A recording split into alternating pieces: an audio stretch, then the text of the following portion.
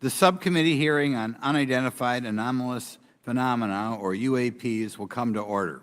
Welcome, everyone. Without objection, the chair may declare a recess at any time. Additionally, without objection, the following members are waived onto the subcommittee for the purpose of participating in today's hearing: Mr. Burchett of Tennessee, Ms. Luna of Florida, Mr. Getz of Florida, Mr. Burleson of Missouri, Mrs. Ocasio-Cortez of New York, and Mr. Ogles of Tennessee. Without objection, so ordered. For today's subcommittee hearing, both the chair and ranking member will have 10 minutes for opening remarks. We may both be giving some of those minutes to other members of our party. I'm now going to recognize myself for 10 minutes. I'm actually going to try to get out of here in about 4, and then we'll give it to some of my friends over here. Good morning and welcome to the most exciting subcommittee in Congress this week, the Subcommittee on National Security, the Border, and Foreign Affairs, for discussion of unidentified anomalous phenomenon. I'd like to thank the brave military pilots and personnel, such as the witnesses on the panel today, for sharing their stories on how they have engaged UAPs, which has brought attention to this matter. Curiosity and speculation from all walks of life have generated interest in studying what UAPs are and what threats they may pose.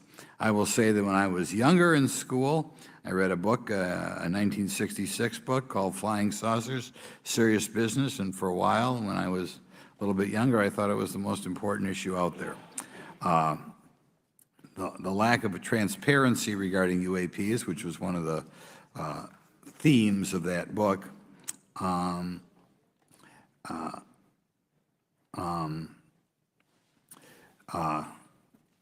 in any event, it's led to interest in studying what UAPs are and what threats they pose. The lack of transparency regarding UAPs has fueled wild speculation and debate for decades, eroding public trust in the very institutions that are meant to serve and protect them, as is evidenced by the large number of people we have here. I also want to point out in 1966, President Gerald Ford claimed to have seen a UFO, and in 1969 in Georgia, Jimmy Carter claimed to have seen a UFO. So this has led Congress to establish entities to examine UAPs. The National Defense Authorization Act of 2022 established the All-Domain Anomaly Resolution Office, or AARO, to conduct or to coordinate efforts across the Department of Defense and other federal agencies to detect, identify, and investigate UAPs. However, AARO's budget remains classified, prohibiting meaningful oversight from Congress. In addition to AARO's efforts, NASA is leading an independent study on UAPs that will identify how UAP data is gathered from both civilian and government entities that can be analyzed to shed light on the topic. However, despite these offices being established, there lies a pressing demand for government transparency and accountability that cannot be overlooked, and that's been a problem that's been around for 50 years. The Biden administration handling of the Chinese spy balloon that violated U.S. airspace is one example how the government is not prepared for these. The Biden administration's description of events has shown that the government continues not to be forthright. Between the Chinese balloon being shot down and 2 UAPs subsequently shot down following the event earlier this year, the U.S. government spent $1.5 million in taxpayer dollars on missiles, yet we have seen little clarity from the Biden administration. We must demand transparency from the Department of Defense, our intelligence community, and our defense industry on the UAP work. We're going to ask some questions about that today. Congress recognizes the subject of UAPs as multifaceted and requires a careful, data-driven approach.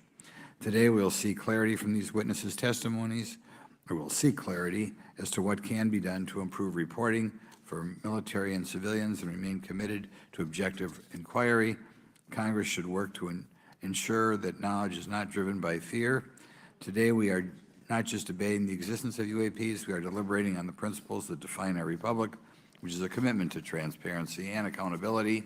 I look forward to hearing from our witnesses today about ways we can improve government efficiency and openness when it comes to UAPs. I thank each of you for your presence here today and for your dedication to safeguarding the interests of the American people.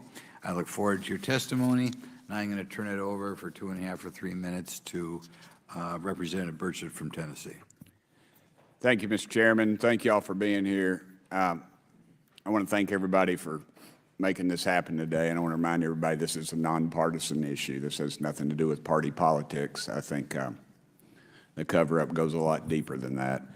I also want to thank my colleagues, Representative Anna Paulina Luna, sitting beside me here, Jared Moskowitz, my friend across the aisle, has an incredible mind, and I'm anxious to hear his questions. My buddy Eric Burleson, and it's not in my notes here, but Matt Gates. If it hadn't been for Matt Gates, myself, him, and Luna would still be down at Eglin Air Force Base trying to get some answers.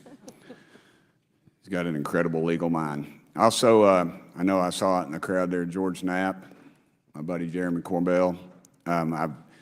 They're not witnesses, but they've provided some statements on this subject, and I seek unanimous consent to enter those statements into the record, Mr. Chairman. Without objection.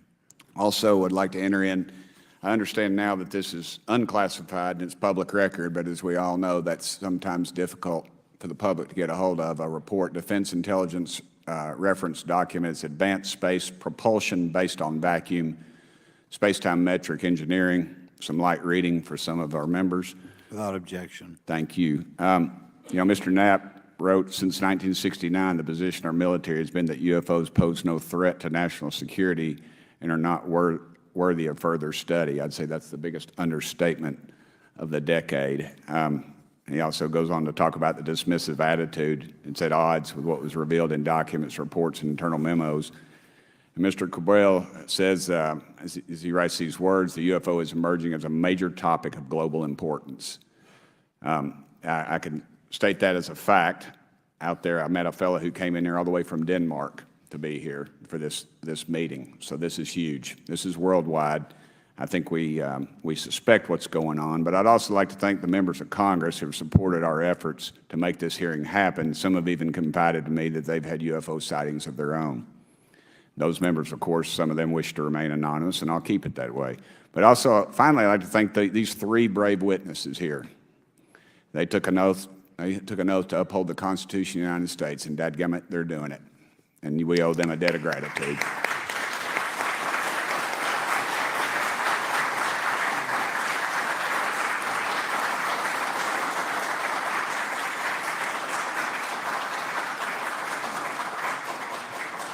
Y'all quit clapping. You're cutting in on my time. Just kidding. These folks, they've got nothing to gain from this, and I think you're going to find out that they've endured quite a few slings and arrows. We need to remember them in our prayers and their families. And I'm thankful to them for their honest testimonies. They have done interviews and appeared in documentaries like Accidental Truth to get their stories out there, and now they are all here to testify under oath for Congress. It's been so difficult to get here today. I've said, in the Baptist church, we'd say that the devil's in our way. And the devil has been in our way through this thing. We've run into roadblocks from members, from the intelligence community, the Pentagon. I proposed legislation to go in the FAA reauthorization that just said if an airline pilot has a sighting, that when he makes that report to the FAA, that it would come to Congress. But I was told that the intelligence community did not like that, and the amendment was not even heard in committee. I think it's time for this country to take back our country. We need to tell the folks at the Pentagon they work for us. Dadgummit, we don't work for them.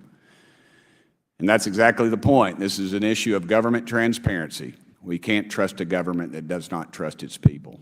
We're not bringing little green men or flying saucers into the hearing. Sorry to disappoint about half y'all. We're just going to get to the facts. We're going to uncover the cover-up, and I hope this is just the beginning of many more hearings and more people coming forward about this. And I yield back the remainder of my time. I think, is it to Representative Luna, Mr. Chairman, or is that? Yeah, we'll call Ms. Luna for her statement. The circumstances surrounding UAPs has captivated the attention of the American people for decades, ingrained in even the minds of our nation's leaders from Jimmy Carter to Barack Obama, Hillary Clinton to Donald Trump, Marco Rubio to Chuck Schumer, John Radcliffe to National Security Council officials. Yet from Roswell, New Mexico to the coast of Jacksonville, Florida, the sightings of UAPs have rarely been explained by the people who have firsthand accounts of these situations. This is largely due to the lack of transparency by our own government and the failure of our elected leaders to make good on their promises to release explanations and footage and mountains of overclassified documents that continue to be hidden from the American people. This isn't just how I feel. In fact, the American people largely believe that the government has actively covered up the truth about UAPs. One poll in particular found that 68% of Americans believe that the government is hiding information about UAPs and not being honest about what we know about them. And from my personal experience, I believe the same thing. Another poll found that nearly half Americans believe that the federal government is doing a very bad or somewhat bad job of dealing with reports of UFO sightings. As Representative Burchett just referenced on the FAA bill that just went through, you can tell that that's exactly happening. Considering the thousands of testimonies and videos taken on people's phones and eyewitnesses' accounts made by credible witnesses such as doctors, pilots, scientists, and active duty service members, it is unacceptable to continue to gaslight Americans into thinking that this is not happening or that the potential of intelligent life forms exists other than humans. Even more alarming is the fact that these eyewitnesses are many times service members and have no assurance that their lives will not be negatively impacted or even harmed by their experiences. In being an active duty service member working on an airfield, I've had conversations with many pilots where they were in fear of coming forward for retribution and or being taken off flight status. How do we know this? Because the government has said nothing to assure us otherwise.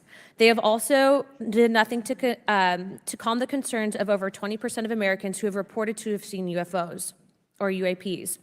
We are simply told not to question the government and that the government has it under control. Today is the first hearing of its kind where we will attempt to get down to the bottom of what is actually happening with UAPs. But we will hear from people who have had personal sightings rather than Pentagon bureaucrats who have always been sent to stonewall our investigations.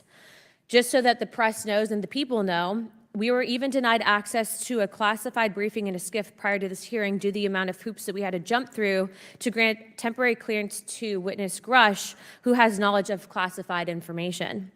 It is time to have an open-minded discussion on this topic, to hear the evidence and understand the magnitude of what this means, not just for our nation, but for humanity. Thank you, Chairman. I yield back the rest of my time. Thank you very much, and I'd like to thank you and Mr. Burchett for bringing this topic to my attention. Now we'll recognize National Security Subcommittee Ranking Member Garcia for 10 minutes. Well, thank you, Mr. Chairman, and I want to thank first our witnesses for joining us today. I want to begin by thanking you all for your service to our country and for sharing your voices today and your courage to be here as well. To Mr. Graves, particularly grateful to you to spend some time that we had for you to share with candor some of your experiences, so I appreciate that as well. I do want to thank all the members of our subcommittee today and also those that are here and have waved on for their incredible interest in this issue, particularly to Congressman Burchett. I know that your leadership has brought us to this place today, and I want to thank you for that, as well as everyone else that's been engaged in this work. I also want to thank the oversight staff, who I know has been working very hard to ensure that today's hearing is serious, that it's transparent, and that it also provides appropriate answers, as our oversight body always demands. Now, it's really important that we're here in a bipartisan way to have this conversation, which really, to the heart of it, is about national security and key to the subcommittee's core purpose. This is the subcommittee on national security of the Oversight Committee. Now, our witnesses will testify today that UAPs have posed a serious safety threat, and we must understand this. More broadly, we're dealing with real questions that get to the heart of our faith in government. Faith in our institutions, as we all know, is at an all-time low. Partisanship and alternative facts make it too easy to doubt narrative or our institutions. But this hearing will offer the public unique perspectives, building on years of reporting by both federal agencies and the independent media. Now, some of the earliest reporting on this issue was a groundbreaking 2017 New York Times report, which revealed research, as we know now, on unidentified anomalous phenomena, or as many call UFOs, by the Defense Intelligence Agency. Mr. Graves and Commander Fravors' experiences with UAPs have also been documented by the public, not just by the New York Times, but CNN and many other national news outlets. Now, the Office of the Director of National Intelligence has published public reports documenting UAPs, and on June 9, 2022, NASA announced that the agency is commissioning a study to, of course, examine unidentified anomalous phenomena. Now, the sheer number of reports, whistleblowers, and stories of unidentified anomalous phenomena should raise real questions and warrant investigation and oversight, and that's why we are here today. Now, pilots have reported encounters for years. Now, because of the stigma around reporting these incidents, we still don't have a complete picture of actually what's going on, particularly as our witnesses will testify on the civilian side, and that is a real problem that we have today in the country. Now, it's very important that we show that Democrats and Republicans in Congress can come together in a bipartisan way to cut through misinformation and to look at the facts in a serious and thoughtful manner. If we are to advance oversight and public disclosure, we must also gain the broad support of the public. We will succeed getting facts out to the public faster if there is a broad public support as part of the process. Now, I understand fully the Department of Defense is hesitant to share information that could also undermine our national security by revealing information on the capabilities of our own aircraft, our sensors, and other sensitive material. At the same time, many people believe that we're withholding information from them, and that is dangerous also. I believe in openness and transparency. That is also the role of Congress, and I want to trust that the American people will be able to weigh the evidence and make up their own minds. Now, we have incidents where sensors, sometimes even multiple types of sensors, detect things that we cannot explain. UAPs, whatever they may be, may pose a serious threat to our military or civilian aircraft, and that must be understood. Now, my career and training as a longtime and career educator and teacher and researcher tell me that we should never rule anything out. We know that our space, of course, is vast and undiscovered. I also want to note that Mr. Sean Kirkpatrick, director of the All-Domain Anomaly Resolution Office, the component of the DoD office that investigates UAP data, has testified before the Senate this year that his unit has found no evidence of extraterrestrial activity. NASA has also stated that they don't have evidence of extraterrestrial life either, and we've heard this, of course, from some of our government agencies. And we should remind viewers and witnesses, which I think is really important, that we also cannot share classified information in public settings. But questions, of course, remain that people want to see data and information for themselves. The enormous interest in the hearing today underscores the importance of a fair and open look at the evidence from witnesses who can share their unique perspectives. Now, I know I certainly have a lot of questions, and I know that all the members of our committee do as well. We should come to this hearing with an open mind, and we should not let our existing ideas restrict us on either side. I hear over and over from many agencies the stigma around reporting and investigating UAPs prevents us from getting real answers. We know that whistleblowers have reported harassment, intimidation, or stigma as well, and this is not acceptable. If people can't report incidents which would have national security or safety implications, then that also has serious consequences for us. As ranking member of this subcommittee, I know my job would be completely impossible if whistleblowers or others feel intimidated to come before this committee. We can't be afraid of asking questions, and we can't be afraid of the truth. I'm proud to say that this hearing builds upon bipartisan work by members of the House and Senate dating many years back, which has sought to increase awareness within the Department of Defense and to mandate more of Congress of UAPs. We know the Senate is taking up an amendment to their defense authorization bill, which will create a commission with broad declassification authority, and we should all agree that that is an important step. Members of both parties and senior officials in multiple administrations have taken an interest in this issue, and we're proud to carry and build that confidence in the American people. This hearing will also not be the end of this discussion, but a new chapter and start to years and years of work that many folks, both in the public and within government, have been working on. We should encourage more reporting, not less, on UAPs. The more we understand, the safer we will be. We will hear testimony from witnesses today with a long record of service to the American people and with subject matter expertise. Our witnesses have a unique opportunity to share their perspective, insights, and their experiences with the American people. And I encourage all of my colleagues to engage with these difficult questions with an open mind and to follow the facts on behalf of our country. I also just want to say more broadly that we should look at this hearing and believe that everything is on the table as it relates to UAPs. I think an open mind is absolutely the best. I want to yield the 2.5 minutes, the remainder of my time, to the representative from Florida, Representative Moskowitz, for an opening statement. He also has been very much engaged in this issue, and I want to thank him for his leadership. Congressman. Thank you, Ranking Member Garcia. Thank you, Mr. Chairman. I want to thank Tim Burchett and Anna Paulina Luna for their leadership in pushing this hearing forward. I want to thank, obviously, committee staff and their staff working on this on a bipartisan basis because many Americans are deeply interested in this issue, and it shouldn't take the potential of non-human origin to bring us together.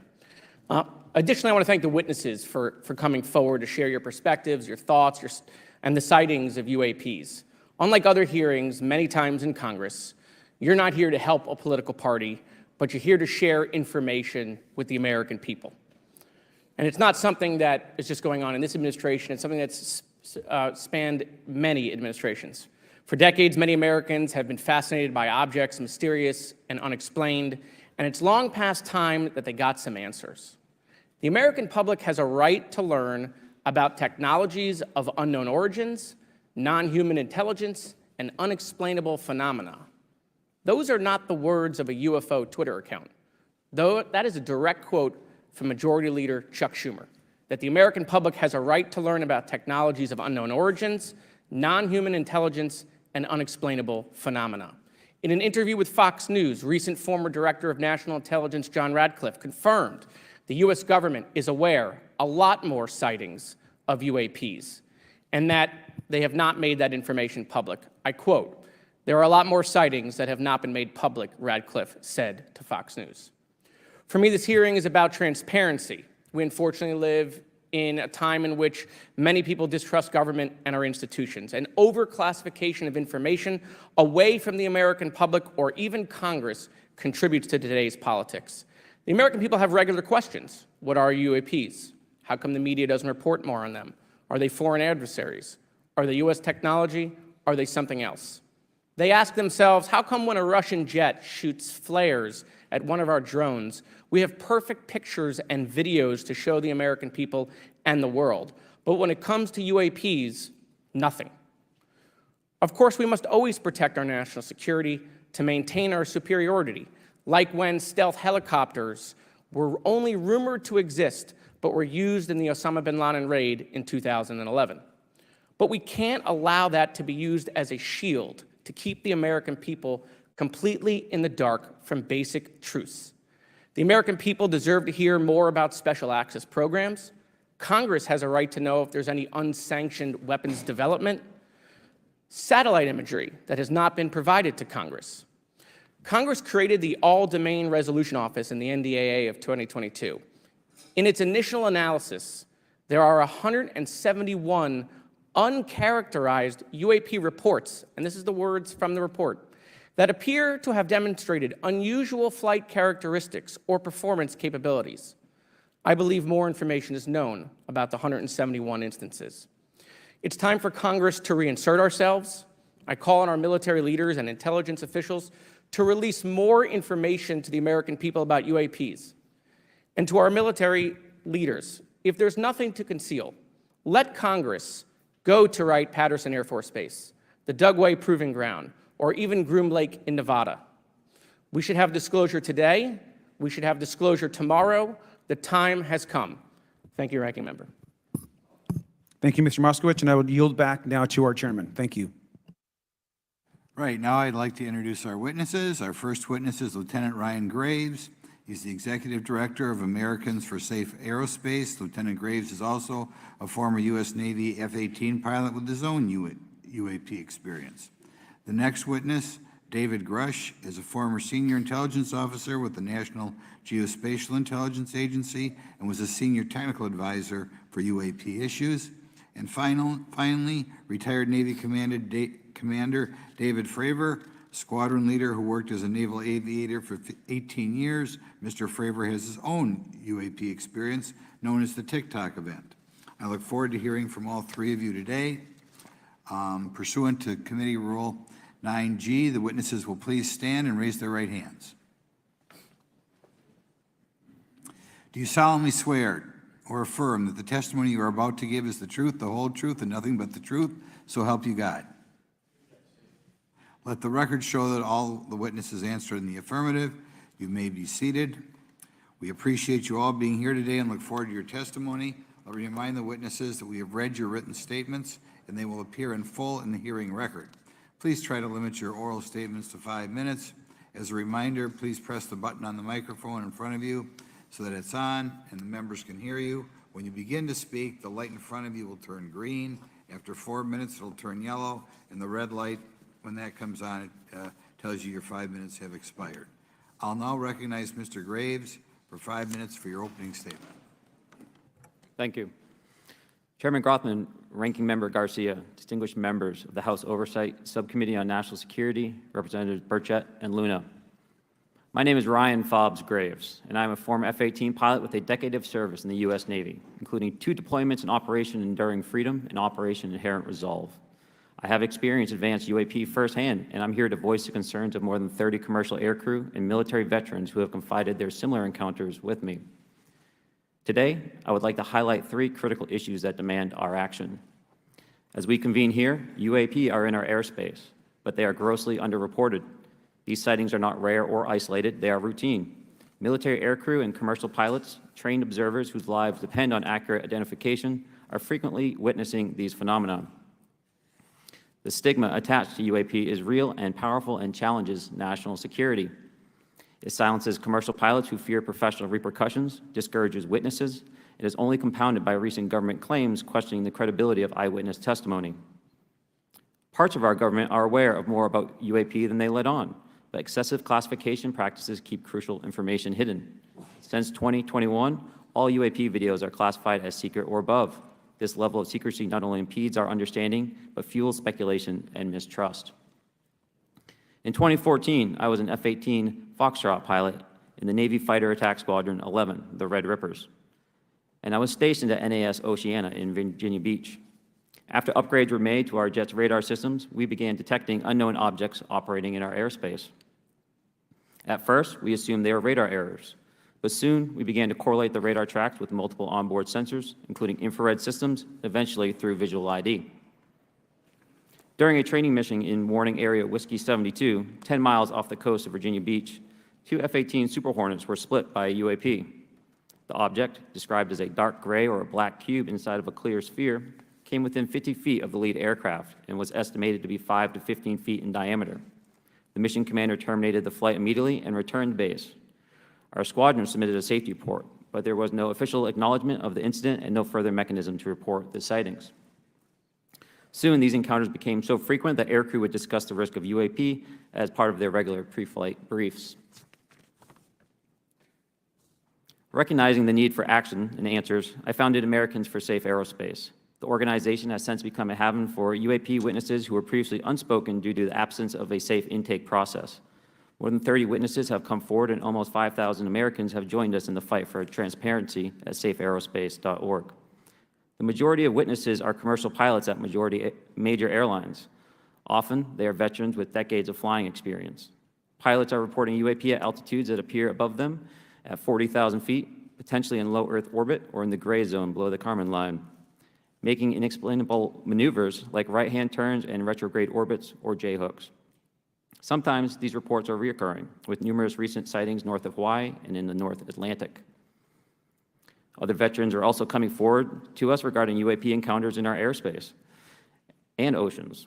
The most compelling involve observations of UAP by multiple witnesses and sensor systems. I believe these accounts are only scratching the surface, and more will share their experiences once it is safe to do so. In closing, I recognize the skepticism surrounding this topic. If everyone could see the sensor and video data I witnessed, our national conversation would change. I urge us to put aside stigma and address the security and safety issue this topic represents. If UAP are foreign drones, it is an urgent national security problem. If it is something else, it is an issue for science. In either case, unidentified objects are concerned for flight safety. The American people deserve to know what is happening in our skies. It is long overdue. Thank you. Mr. Grush? Mr. Chairman, ranking members and congressmen, thank you. I'm happy to be here. This is an important issue, and I'm grateful for your time. My name is David Charles Grush. I was an intelligence officer for 14 years, both in the U.S. Air Force, both active duty, Air National Guard, and Reserve, at the rank of major, and most recently from 2021 to 2023, at the National Geospatial Intelligence Agency, NGA, at the GS-15 civilian level, which is the military equivalent of a full bird colonel. I was my agency's co-lead in unidentified anomalous phenomena and transmedium object analysis, as well as reporting to the UAP task force, UAPTF, and eventually, once it was established, the All-Domain Anomaly Resolution Office, AARO. I became a whistleblower through a PPD-19 urgent concern filing in May 2022 with the Intelligence Community Inspector General. following concerning reports from multiple esteemed and credentialed current and former military and intelligence community individuals that the U.S. government is operating with secrecy above congressional oversight with regards to UAPs. My testimony is based on information I've been given by individuals with a long-standing track record of legitimacy and service to this country, many of whom also have shared compelling evidence in the form of photography, official documentation, and classified oral testimony to myself and my various colleagues. I have taken every step I can to corroborate this evidence over a period of 4 years while I was with the UAP Task Force and do my due diligence on the individual sharing it. This is because of these steps, I believe strongly in the importance of bringing this information before you. I am driven by a commitment of both to truth and transparency, rooted in our inherent duty to uphold the United States Constitution and protect the American people. I'm asking Congress to hold our government to this standard and thoroughly investigate these claims. But as I stand here under oath now, I am speaking to the facts as I've been told them. In the U.S. Air Force, in my National Reconnaissance Office, NRO, reservist capacity, I was a member of the UAP Task Force from 2019 to 2021. I served at the NRO Operations Center on the Director's Briefing Staff, which included the coordination of the Presidential Daily Brief and supporting variety of contingency operations, which I was the Reserve Intelligence Division Chief backup. In 2019, the UAP Task Force Director asked me to identify all special access programs and controlled access programs, also known as SAPs and CAPs, we needed to satisfy our congressionally mandated mission, and we were direct report at the time to the DepSecDef. At the time, due to my extensive executive level intelligence support duties, I was cleared to literally all relevant compartments and in a position of extreme trust, both in my military and civilian capacities. I was informed in the course of my official duties of a multi-decade UAP crash retrieval and reverse engineering program, to which I was denied access to those additional read-ons when I requested it. I made the decision, based on the data I collected, to report this information to my superiors and multiple inspectors general, and in effect becoming a whistleblower. As you know, I've suffered retaliation for my decision, but I am hopeful that my actions will ultimately lead to a positive outcome of increased transparency. Thank you, and I'm happy to answer your questions. Thank you. Commander Fravor? Thank you. Thank you, Mr. Chairman, Congressmen, Congresswomen. I want to first thank you for the invitation to speak to the committee on the UAP topic that has been in the news for the past 6 years and seems to be continuing to gain momentum. As you know, my name is David Fravor. I'm a retired commander in the United States Navy. In 2004, I was a commanding officer of Strike Fighter Squadron 41, the world-famous Black Aces. We were attached to Carrier Wing 11, stationed on board the USS Nimitz, and had begun a 2-month workup cycle off the coast of California. On this day, we were scheduled for a 2v2 air-to-air training with the USS Princeton as our control. When we launched off Nimitz, my wingman was joining up. We were told that the training was going to be suspended and we were going to proceed with real-world tasking. As we proceeded to the west, the air controller was counting down the range to an object that we were going to, and we were unaware of what we were going to see when we arrived. The controller had told us that these objects had been observed for over 2 weeks, coming down from over 80,000 feet, rapidly descending to 20,000 feet, hanging out for hours, and then going straight back up. For those who don't realize, above 80,000 feet is space. We arrived at the location at approximately 20,000 feet, and the controller called merge plot, which means that our radar blip was now in the same resolution cell as the contact. As we looked around, we noticed that we saw some whitewater off our right side. It's important to note that the weather on this day was as close to perfect as you could ask for off the coast of San Diego. Clear skies, light winds, calm seas, no whitecaps from waves. So the whitewater stood out in a large blue ocean. All 4 of us, because we were in F-18Fs, so we had pilots and Wizzo in the back seat, looked down and saw a white tic-tac object with a longitudinal axis pointing north-south and moving very abruptly over the water like a ping-pong ball. There were no rotors, no rotor wash, or any sign of visible control surfaces like wings. As we started clockwise towards the object, my Wizzo and I decided to go down and take a closer look with the other aircraft staying in high cover to observe both us and the Tic Tac. We proceeded around the circle about 90 degrees from the start of our descent, and the object suddenly shifted its longitudinal axis, aligned it with my aircraft, and began to climb. We continued down another 270 degrees, nose low, where the Tic Tac, or we considered 270 degrees to where, and we went nose low to where the Tic Tac would have been. Our altitude at this point was about 15,000 feet, and the Tic Tac was about 12,000. As we pulled nose onto the object, within about a half mile of it, it rapidly accelerated in front of us and disappeared. Our wingmen, roughly 8,000 feet above us, lost contact also. We immediately turned back to see where the white water was at, and it was gone also. So as we started to turn back towards the east, the controller came up and said, "Sir, you're not going to believe this, but that thing is at your cap point, roughly 60 miles away in less than a minute. You can calculate the speed." We returned to Nimitz. We were taking off our gear. We were talking to one of my crews that was getting ready to launch. We mentioned it to them, and they went out and luckily got the video that you see, that 90-second video. What you don't see is the radar tape that was never released, and we don't know where it's at, of the active jamming that the object put on an APG-73 radar, and I can get into modes later if you're interested. What is shocking to us is that the incident was never investigated. None of my crew were ever questioned. Tapes were never taken, and after a couple days, it turned into a great story with friends. It wasn't until 2009 until Jay Stratton had contacted me to investigate. Unbeknownst to all, he was part of the ATIP program in the Pentagon led by Lou Elizondo. And there was an official report that came out that's now on the internet. Years later, I was contacted by the other pilot, Alex Dietrich, and asked if I'd been contacted, and I said no, but I'm willing to talk. I was contacted by Mr. Elizondo, and we talked for a short period of time, and he said we'd be in contact. A few weeks after that, I was made aware that Lou had left the Pentagon in protest and joined forces with Tom DeLonge, Chris Mellon, Steve Justice, and others to form Two Stars Academy, an organization that pressed the issue with leading industry experts and U.S. government officials. They worked with Leslie Kean, who is present today, Rob Blumenthal, and Helene Cooper to publish the articles in the New York Times 2017 New York Times, and it removed the stigma on the topic of UFOs, which is why we're here today.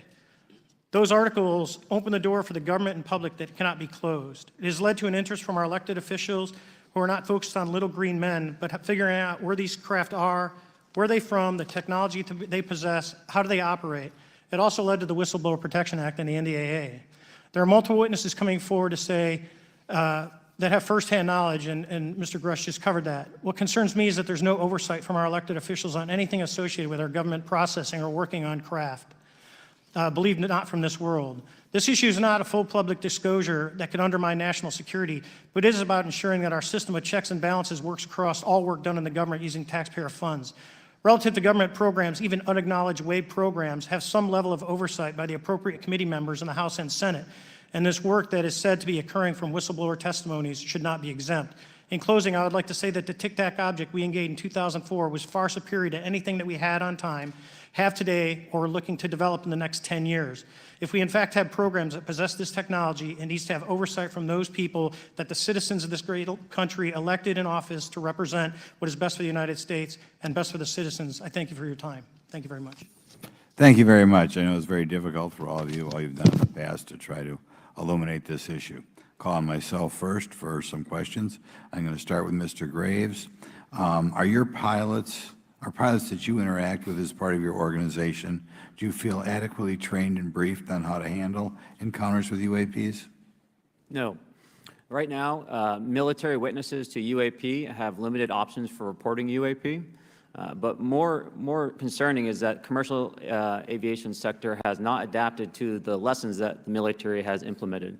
The military and Department of Defense has stated that UAP represent a critical aviation safety risk. We have not seen that same language being used in the commercial markets. They are not acknowledging this risk. Okay. What steps do you think you have to be taken to improve a pilot's UAP reporting, be it military or commercial? Right now, we need a system where pilots can report without fear of losing their jobs. There is a fear that the stigma associated with this topic is going to lead to professional repercussions, either through management or perhaps through their yearly physical check. So having a secure system, reducing the stigma, and making this information available through the public is going to reduce the concerns that aircrew have. Could you just give me a little idea of the degree to which reports in the past are not made public right now? Well, I don't think there has been a proper reporting system to gather those reports and thus not report them. So to answer your question, I think there is a dearth of data due to the fact that the reporting has been limited up to this time. Could you tell me why you believe it's, kind of to play the devil's advocate, a reason why some of this stuff should not be available to the public? There's certainly some national security concerns when we use our advanced sensors in our tactical jets to be able to identify these objects. However, there's no reason that the objects themselves would be classified. I would be curious to see how the security classification guideline actually spells out the different nuances of how this topic is classified from the perspective of UAP, not national security. I'll give you a follow-up on that. Assuming that there are reasons why not all this should be made public, this has been around for a long period of time. Can any of the three of you think of any reason why anything related to UAPs, say 15 years and back, should not be immediately made public? I think one of it is acknowledging a vulnerability, both from a collection and I'll just say a countermeasure perspective. So it's We'll go with that we haven't cracked for many years. Yeah. Even say 20 years back. Is there any reason why when you go back that far, things shouldn't be made public? Unless it shows a specific national security vulnerability as it relates to a weakness in a particular defense system. Oh, okay, Mr. Fravor, the TikTok incident that you were engaged occurred in 2004. What kind of reporting took place after that incident? None. We had a standard debrief where the backseaters went down to our carrier intel center and briefed what had happened, and that was it.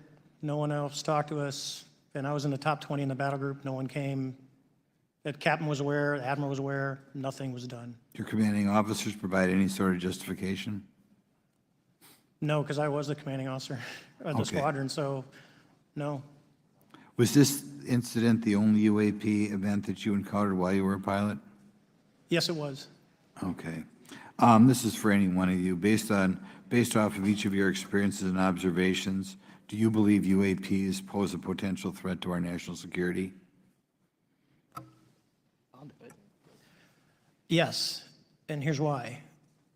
The technology that we faced was far superior than anything that we had, and you could put that anywhere. If you had one, you captured one, you reverse engineered it, you got it to work, you're talking something that can go into space, go someplace, drop down in a matter of seconds, do whatever it wants, and leave, and there's nothing we can do about it.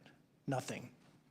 Okay. You two? Well, I would also like to add, from a commercial aviation and military aviation perspective, we deal with uncertainty in our operating space as a matter of our professional actions.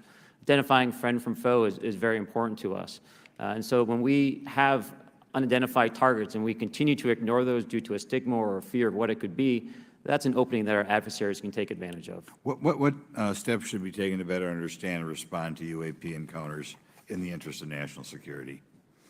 There needs to be a location where this information is centralized for processing, and there needs to be a two-way communication loop so the operators on the front end have a feedback and can get best practices on how to process information, what to do, and to ensure that their reporting is being listened to. Right now, there is not a lot of back and forth. Mr. Grush, in your complaint to the Intelligence Community Inspector General, you claim that you believe information is being hidden.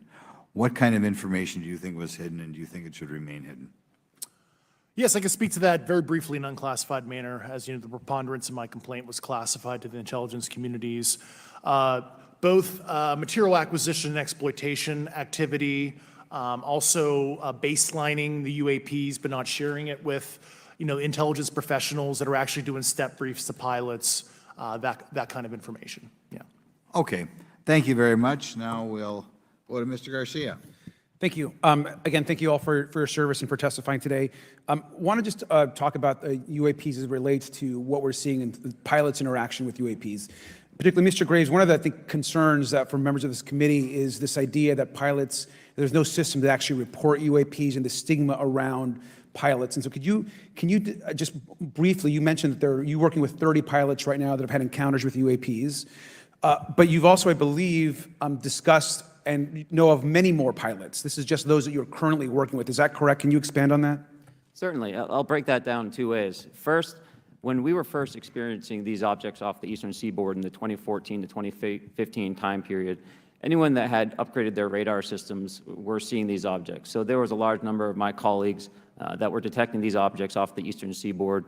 They were further correlating that information with their other onboard sensors, and many of them also had their own eye sightings as well of these objects. Now, that was our personal firsthand experience at the time. Since then, as I've engaged this topic, others have reached out to me to share their experiences, both on the military side as well as the commercial aviation side.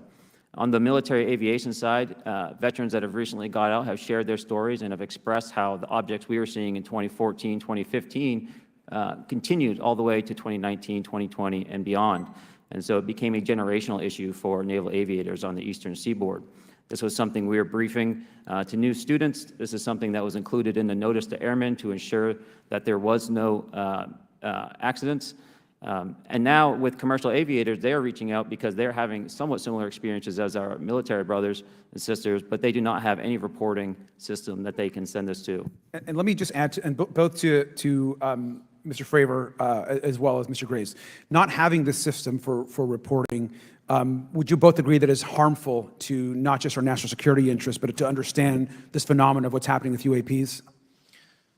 I think it's actually a travesty that we don't have a system to correlate this and actually investigate.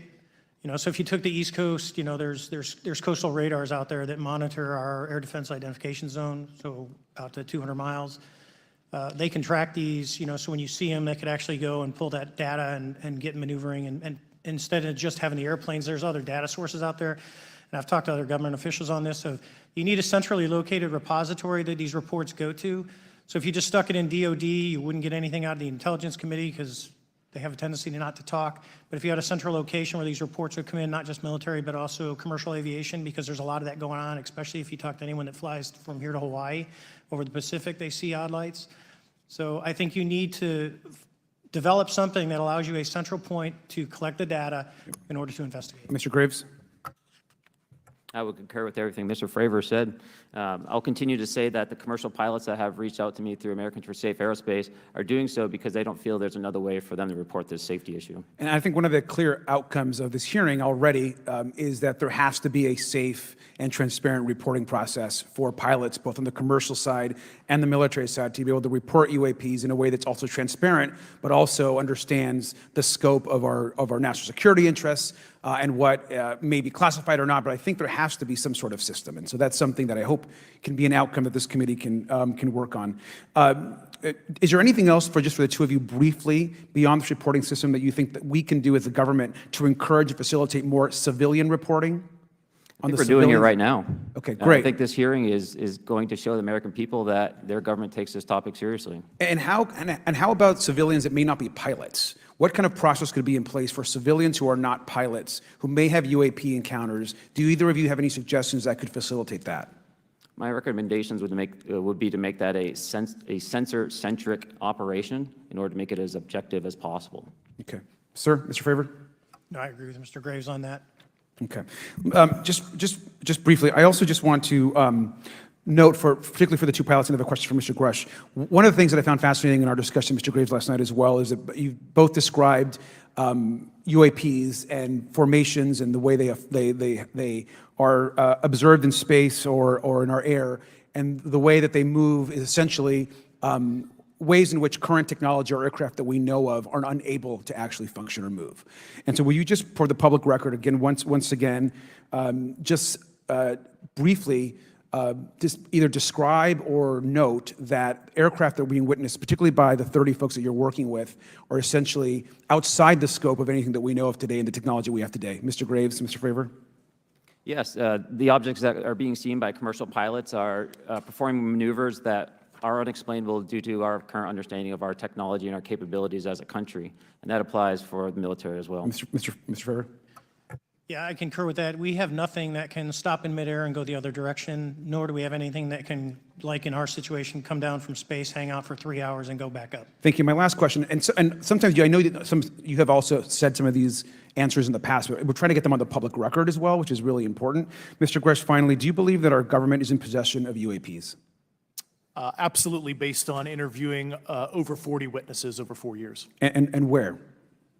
I know the exact locations, and those locations were provided to the Inspector General and some of which to the intelligence committees. I actually had the people with the firsthand knowledge provide a protected disclosure to the Inspector General. Thank you. And Mr. Chairman, I would just say that I think that these questions are important questions, and I look forward to being involved in the process to get those answered. I know there'll be a lot of questions from other committee members, so I yield back. Thank you. We'll go to Mr. Burchett himself.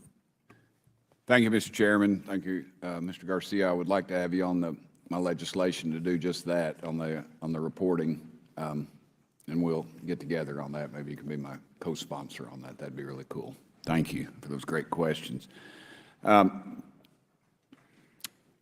Graves, again, I'd like to know, how do you know that these were not our aircraft? Some of the behaviors that we saw in a working area, we would see these objects being at 0.0 Mach, that's 0 airspeed, over certain pieces of the ground. So what that means, just like a river, if you throw a bobber in, it's going to float downstream. These objects were staying completely stationary in Category 4 hurricane winds.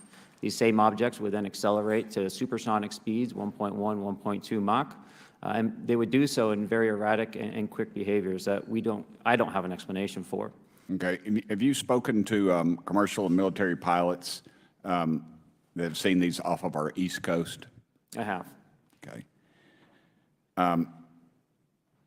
Mr. Favor, I noticed that in the Tic Tac video, it's Tic Tac like the candy, not TikTok like the Chinese Communist app. That's correct. Yes, sir. I just want to make that, because my daughter corrected me on that and called me a boomer and said, "Hey, boomer," and I said, "No, baby, it's Tic Tac like the candy. You're going to have to just look it up." And but now I would also like to say today is a day of many firsts. It's a miracle that we're having this meeting, and it's also a miracle that my wife has put up with me for 9 years today. Today is my anniversary, so I want to tell my wife happy anniversary and that I love her very much.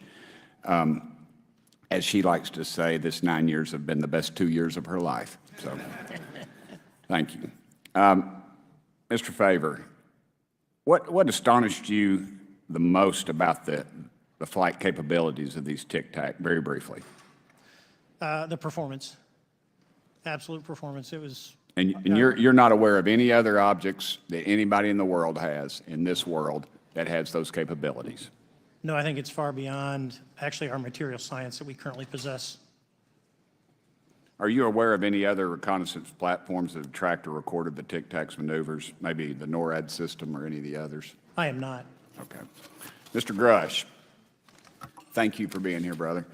Thank you all very much. Have you faced any retaliation or reprisals for any of your testimony or anything on these lines? Yeah, I have to be careful what I say in detail because there is an open whistleblower reprisal investigation on my behalf, and I don't want to compromise that investigation by providing anything that may help provide somebody information. But it was very brutal and very unfortunate, some of the tactics they used to hurt me both professionally and personally, to be quite frank. Yeah. It's very unfortunate, as they say, when you're over the target, that's when they do the most firing at you. Do you have any personal knowledge of people who have been harmed or injured in efforts to cover up or conceal these extraterrestrial technology? Yes. Personally. Have anyone been murdered that you would think, that you know of or have heard of, I guess? I have to be careful asking that question. I directed people with that knowledge to the appropriate authorities. Maybe in a, if we could get in a confidential area of SCIF, we could talk about that. But unfortunately, we were denied access to the SCIF, and that's very unfortunate in this scenario. Mr. Favor, do you believe that you witnessed an additional object under the water in relation to your encounter? I will say we did not see an object. There was something there to cause the whitewater, and when we turned around, it was gone. So there was something there that obviously moved. Okay, it was not the same object though that you were looking at, correct? No, we actually joked that the Tic Tac was communicating with something when we came back, and because the whitewater disappeared. We were in another instance. We're told about the capabilities of a jamming during viewing of when there were some people chasing some of these objects. Did you experience any of that jamming or interrupting your radar or weapons system? My crew that launched after we landed experienced significant jamming to the APG-73 radar, which was what we had on board, which is a mechanically scanned, very high-end system prior to the APG-79. And yes, it did pretty much everything you could do, range, velocity, aspect, and then it spit the lock, and the targeting pod is passive. That's what we were able to get the video on. I'm about to run out of time, but are you aware of any of our enemies that have that capability? No. Okay, I would also like to note for the record that, like George Knapp, breaking Area 51, he's the reason I knew about that, and the reason I know about the Tic Tacs is Leslie Keene from New York Times article, and I would encourage everybody to read that. Thank you, Mr. Chairman. I yield back to you for no time. Very good. Mr. Raskin? Thank you, Mr. Chairman. Mr. Graves, you reported UAP encounters during training flights, I think, and have since come forward to warn the Pentagon that these encounters may be putting pilots at risk. My first question is, you've identified these as taking place on the East Coast. Is it just on the East Coast where these encounters have been reported? No. Since the events initially occurred, I've learned that the objects have been detected essentially where all operations, Navy operations are being conducted across the world. And that's from the All-Domain Anomaly Resolutions Office reporting. All right, can you describe your experience after you decided to come forward and go public with your experience? Certainly. Like many others, in 2017, I saw the New York Times article come out as well. And for me, it was special because I recognized the voices on the video. I recognized the video itself. I had seen it when it was taken. I'd seen it when it was debriefed.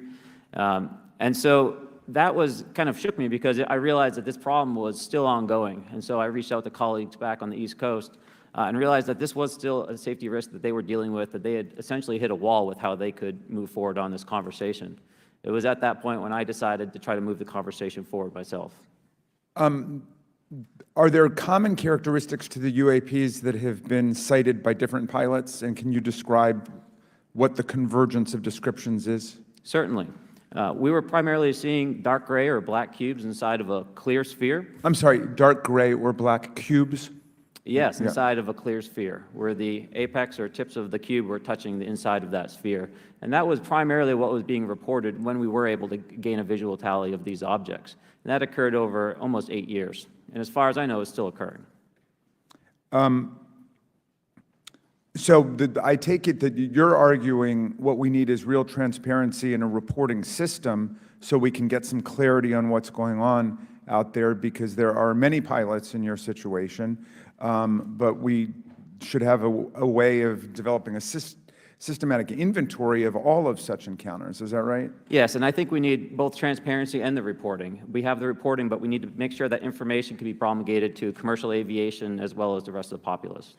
Mr. Grush, what about you? What was your experience after you came forward? Well, it's only been about 2 months or so, so I guess my experience has been overwhelming support from former colleagues of mine that have privately messaged me, and I do appreciate that. But I do have knowledge of active planned reprisal activity against myself and other colleagues, and it's very, very upsetting to me. Coming from where? Certain senior leadership at previous agencies I was associated with. And that's all I'll say publicly, but I can provide more details in a closed environment. Okay. Well, I hope you understand that there would be bipartisan rejection of any attempt to vilify, demonize, or engage in other reprisals against our witnesses and people who are telling the truth from their perspective. Yeah, there were certain colleagues of mine that were brutally administratively attacked, and it actually makes me very upset as a leader to see that happen to other coworkers and actually superiors of mine over the last 3 years. How do you account for that response? That seems like a bizarre response. I call it administrative terrorism. That's their quiver, their tool in the toolbox to silence people, especially the career government service cares about their career, cares about their clearance, their reputation to climb the ladder. And when you threaten that career path, a lot of people back off. But I'm here to represent those people, so. Mr. Fravor, what about you? What has your experience been since you've come forward with your perspective on this? Actually, I've been treated very well. And the 6 people that were involved, myself included, all of them have or will be retiring from the military as 05s or 06s. And all my friends that are very senior, 3 and 4 stars, I've talked to them. They believe, they understand there's a problem. But no, I was actually treated really well. And what is your general interpretation of these phenomena, or what is your current thinking of trying to make sense of them? Well, I'll say, I'm not like a UFO fanatic. It's not me. But I will tell you that what we saw with 4 sets of eyes over a 5-minute period, still, there's nothing, we have nothing close to it. It was amazing to see. I told my buddy I wanted to fly it, but yeah, it's just an incredible technology. All right, Mr. Chairman, thank you very much. I'll yield back to you. Thanks. On to Ms. Luna. Mr. Grush, in speaking to you yesterday, I just wanted to follow up on Representative Raskin's questions. In the last couple of years, have you had incidences that have caused you to be in fear for your life for addressing these issues? Yes, personally. Okay. Yeah. I just want everyone to note that he's coming forward in fear of his life. To put in perspective, if they were really not scared about this information coming out, why would someone be intimidated like that? To your knowledge, are NHIs working with adversarial foreign governments in either technology exchange programs or back engineering programs? I don't have data on that. I'm not sure. Have you heard or you had people come forward to present that evidence?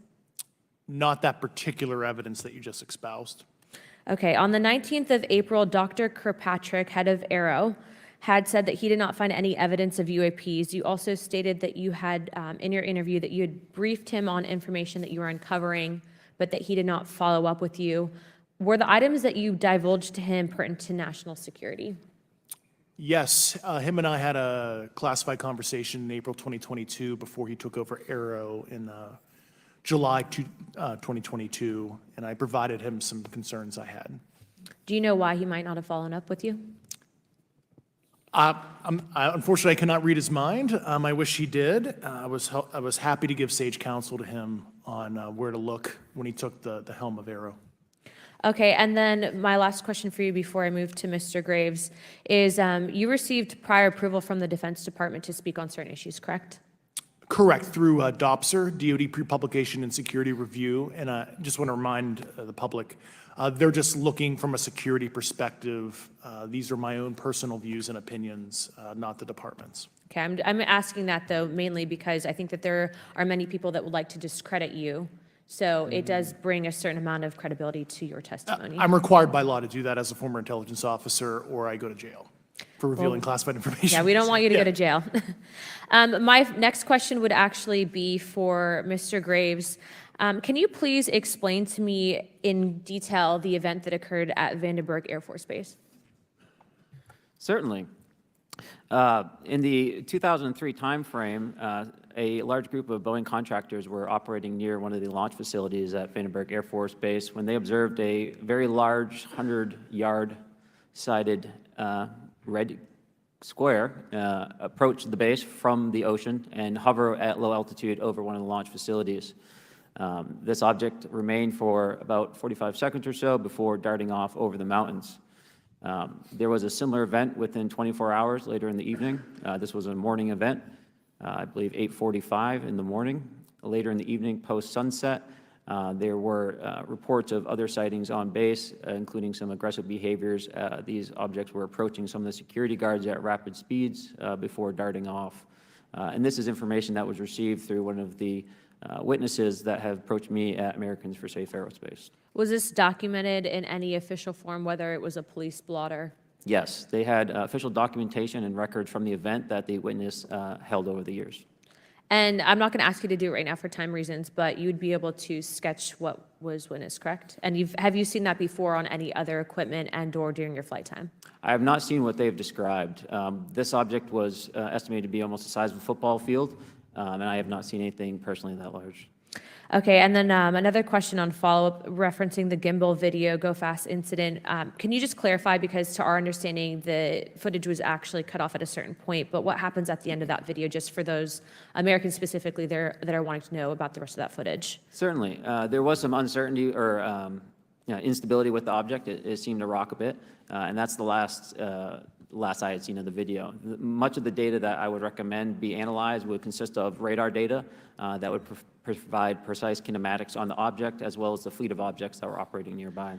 Okay, and follow-up, in regards to the reporting procedures that Mr. Garcia had addressed on, as well as Representative Burchett, with the FAA, to your understanding, pilots that are seeing this, commercial airline pilots, are they receiving cease and desist letters from corporations for coming forward with information in regards to safety for potential airline passengers? I have been made privy to conversations with commercial aviators who have received cease and desist orders. So the American public should know that corporations are putting their own reputations on the not the line, but ahead of the safety of the American people. And I think, would you agree with that statement? It appears so. Okay. And I guess this would be my last, I'm out of time. I yield. I'll be back. Good. Mr. Moskowitz. Thank you, Mr. Chairman. Gentlemen, let's talk about the laws of physics for a second. Mr. Graves and Commander Favor, I heard you talk about speed. When those objects broke the sound barrier, did they make a sonic boom? I was in a jet. You can't hear anything. It's kind of loud in there.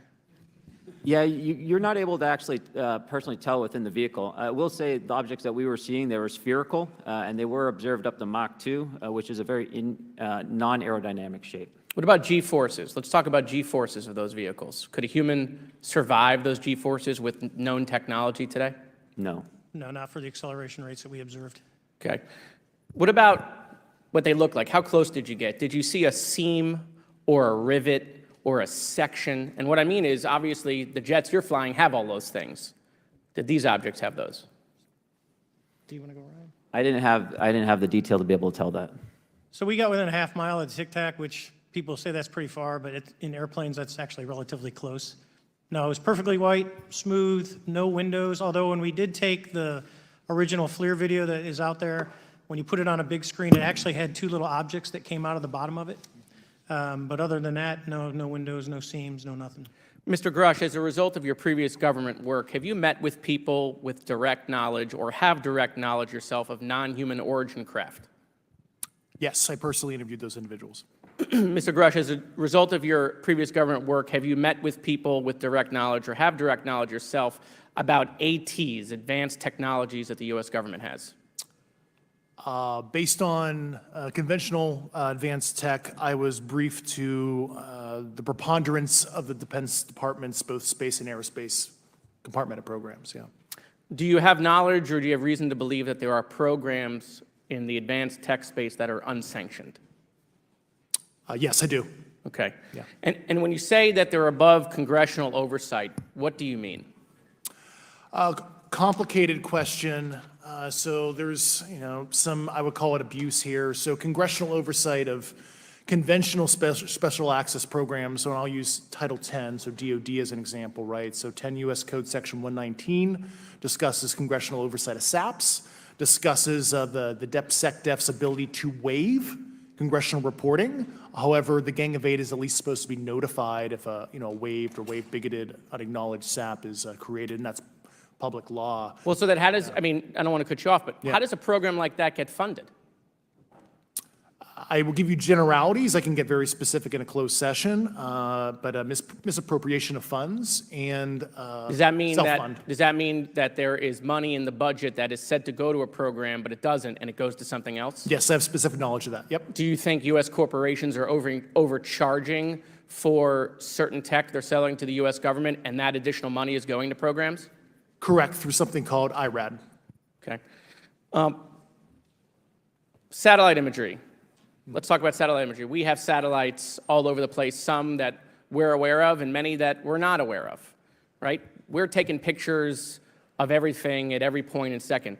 Mr. Grush, are you aware, do you have direct knowledge, or have you talked to people with direct knowledge that there are satellite imagery of these events? That was one of my primary tasks at NGA, since we process, exploit, and disseminate that kind of information. I've seen multiple cases, some of which, to my understanding, and of course, I left NGA in April, so that's my information cutoff date. But I personally reviewed both what we call overhead collection and from other strategic and tactical platforms that I could not even explain prosaically. And I have a degree in physics, by the way, as well. And I am aware that you guys have not seen these reports, unfortunately, and I don't know why. Do you have direct knowledge, or you had spoken to people with direct knowledge that this imagery applies to crash sites, crash imagery? I can't discuss that in an open session.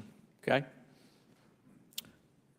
Do you have any information that the U.S. government is involved in a disinformation campaign to deny the existence of certain UAPs? I can't go beyond what I've already stated publicly in my News Nation interview because it touches other sensitivities. Okay. I'll yield the balance of my time back. Thank you, Mr. Chairman.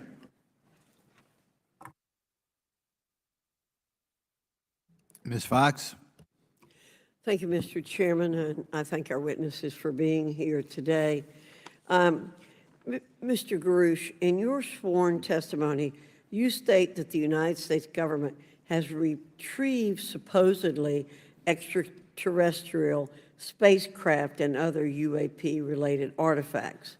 You go so far as to state that the U.S. is in possession of, quote, non-human spacecraft, end quote, and that some of these artifacts have circulated with defense contractors.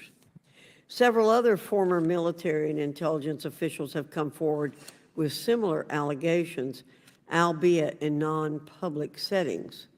However, Dr. Sean Kirkpatrick, the director of AARO, previously testified before Congress that there has been, and I quote, no credible evidence thus far of extraterrestrial activity or of, quote, off-world technology brought to the attention of the office. To your knowledge, is that statement correct? It's not accurate. I believe Dr. Kirkpatrick mentioned he had about 30 individuals that have come to AARO thus far. A few of those individuals have also come to AARO that I also interviewed, Okay. and I know what they provided Dr. Kirkpatrick and their team. Okay, I was able to evaluate okay, that information. I need to go on. Sure. But my understanding that his statement is accurate, came from a direct quote. And this contradiction is a perfect example of why we need to inject transparency into our government. And for another example, look no further than the pitiful response to the Chinese spy balloon debacle earlier this year. You may remember the mass confusion that ensued when the balloon was first spotted over Montana, 4 days after it first entered U.S. airspace over Alaska. The Biden administration's initial inability to address the object grew into a continuous series of embarrassments. After news of the balloon reached the mainstream media, we were assured that the balloon posed no threat to our security. However, after the balloon was allowed to transit the entire continental United States, fighter jets were scrambled off the coast of South Carolina to shoot it down. This flip-flopping and obfuscation caused needless confusion, fear, and panic across the country. It's my hope, Mr. Chairman, that this sort of confusion will not be repeated. We should investigate the extent to which elements of our government possess or do not possess information that is of critical value to the American people. We owe it to the citizens of this nation to make sure that our government is transparent and accountable. We must make sure that our government provides answers, and Congress must do its duty to solicit those answers. With that, Mr. Chairman, I yield back. Yeah, Mr. Frost.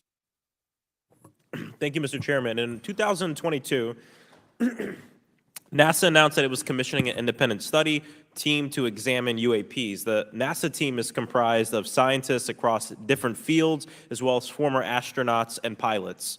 In May, the independent study team held its first public meeting, which included the perspectives from NASA senior leaders, as well as perspectives from the Department of Defense and intelligence agencies. The NASA study team is also expected to release its first report pretty soon, and I think it's safe to say that we all eagerly await its results. Mr. Graves, how might NASA's research influence the commercial industry regarding safety in UAP? I think NASA has a big role to play as far as commercial aviation safety, and it's one of their original charges as an organization. One of the recommendations that have been put forward is to utilize their existing aviation safety reporting system to serve as a short-term fill and trusted platform for pilots that want to report on UAP. It also has built-in analytics capability and is funded by Congress. Gotcha. And also, Mr. Graves, are there any other industries that may be influenced by the NASA research on UAPs? And if so, how so? Well, I think there is a large swath of commercial capabilities that could be brought to bear on this topic, from space-based or ground-based sensor systems that are available open source or through commercial marketplaces. And I think NASA's work, as they work to identify and highlight specific parameters that can be found, we can take that information and promulgate this through the public sector so that we can have a more open conversation about what we're seeing. You know, in 2020, the Department of Defense released several videos of UAPs, including Mr. Freyer's experience, U.S. Navy pilots that recorded footage. In 2021, the Office of the Director of National Intelligence released a preliminary report on UAP events. NASA Administrator Bill Nelson stated that NASA would begin to investigate these events. In fact, I sit on Science, Space, and Technology Committee, and when we were doing a hearing with the NASA Administrator Bill Nelson, I asked, you know, why NASA needed to be fully funded, and there were many great reasons, but one of them was actually had to do with UAPs. He actually mentioned, you know, is there life out there? I don't know. And so either way, these actions ultimately led NASA to assemble the independent study team that I mentioned earlier. Also in 2021, Harvard University stood up the Galileo project to research and examine the origins of UAP. So it seems like both, you know, from NASA and in the higher education community, because of the work that y'all have done and people standing up, you know, I think we're seeing some of that stigma slowly going away. Mr. Freyer, do you believe that military pilots feeling empowered to share their UAP experiences has directly impacted the scientific community's research goals on this topic? I would say yes. I would say that, you know, starting in 2017, when it actually came out, it took that stigma away. I mean, I've talked to multiple senators who said prior to that, if you'd have mentioned UAP, you'd have been laughed off the hill. And now we're sitting here today for a public testimony on what's actually going on. You know, I'm hoping that this curve will be more of an exponential and we'll get more and more transparent to the level that we can. Yeah, I mean, it's important. I couldn't imagine, you know, I'm not a pilot, but I used to fly gliders in Civil Air Patrol. Huh? Yeah, Pilot? I mean, you know. And so either way, I mean, I couldn't imagine, you know, being in the glider and seeing something and then not feeling like I had the agency to talk about it. Mr. Graves, can you discuss the importance of seeking scientists to sit on your advisory board? Absolutely. I think ultimately this is going to be a scientific problem. And not only that, it's also an engineering problem. I've been working with the American Institute of Aeronautics and Astronautics to help them stand up a UAP integration committee to help integrate their engineering prowess into this problem. And so, yes, very much, I think this is an engineering and scientific problem as much as a national security problem. And how might Congress help to facilitate partnerships between the scientific community and the UAP focus groups within government? Well, I think one of the things they can do is to have these types of hearings to communicate to the public that this is a topic of interest. I think that there is a pseudo-market, if you will, of interested capabilities and talent that want to approach this topic, and we're seeing that start to grow now. So I think continued conversation, reduction of stigma is going to allow that to flourish and allow answers to help generate themselves.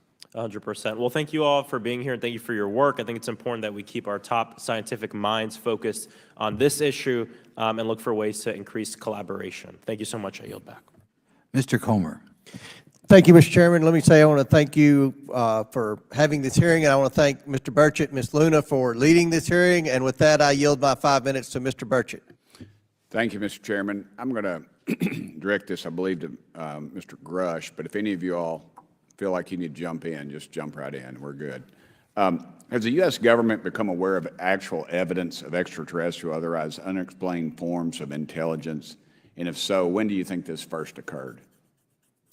I like to use the term non-human. I don't like to denote origin. Keeps the aperture open, both scientifically. Certainly, like I've discussed publicly previously, 1930s. Okay. Can you give me the names and titles of the people with direct firsthand knowledge and access to some of this crash retrieval, some of these crash retrieval programs, and maybe which facilities, military bases that the recovered material would be in? And I know a lot of Congress have talked about we're going to go to Area 51, and there's nothing there anymore anyway. It's just and we move like a glacier. And as soon as we announce it, I'm sure the moving vans would pull up. But please. I can't discuss that publicly, but I did provide that information both to the Intel committees and the Inspector General. And we could get that in the SCIF if we were allowed to get in a SCIF with you. Would that be probably what you would think? Sure, if you had the appropriate accesses, yeah. What special access programs cover this information, and how is it possible that they have evaded oversight for so long? I do know the names. Once again, I can't discuss that publicly and how they've evaded oversight. In a closed setting, I can tell you the specific tradecraft used. All right. When do you think those programs began, and who authorized them? I do know a lot of that information, but that's something I can't discuss publicly because of sensitive. All right. If any of y'all want to jump in on any of this, you're more than welcome to. What level of security clearance is required to fully access these programs? Well, anybody who has... And I say that because myself, Representative Gates, and Representative Luna were basically turned away at one point at Eglin. So please go right ahead. Certainly difference between member access and, say, somebody like me, but anybody who has a TSSCI clearance and meets the eligibility criteria, the access adjudicative authority should be able to grant you access. Ms. Burchett, if you'll yield, so just to put a fine point on that, there's nothing that you're aware of that's above special access program classification.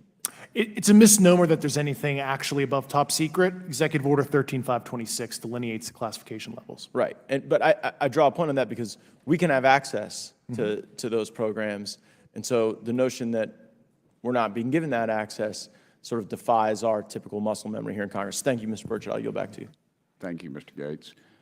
Along those lines, Title 10, you may not know this or not, but Title 10 and Title 50 authorization, they seem to say they're inefficient. So who gets to decide this, in your opinion, in the past? It's a group of career senior executive officials. Okay, are they government officials? Both in and out. Do what? Both in and out of government, and that's about as far as I can go there. Yeah. All right, well, that leads to my next question. Which private corporations are directly involved in this program? How much taxpayer money has been invested in these programs, to your knowledge? I mean, we know we audit the Pentagon every year, and I've been here 5 years, and they failed the dadgum thing every year. They lose over $1 billion a year, we think, and I was told the Department of Defense maybe 60% of their assets are unaccounted for, whatever the heck that means. In the public sector, you go to jail for that kind of crap. So tell me.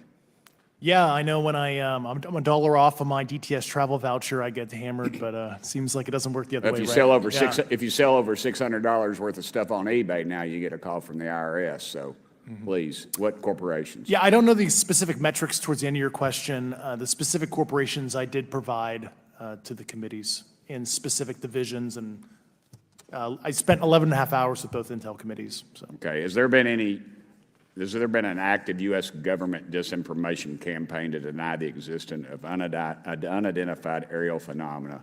And if so, why? I can't go beyond what I've already espoused publicly about that.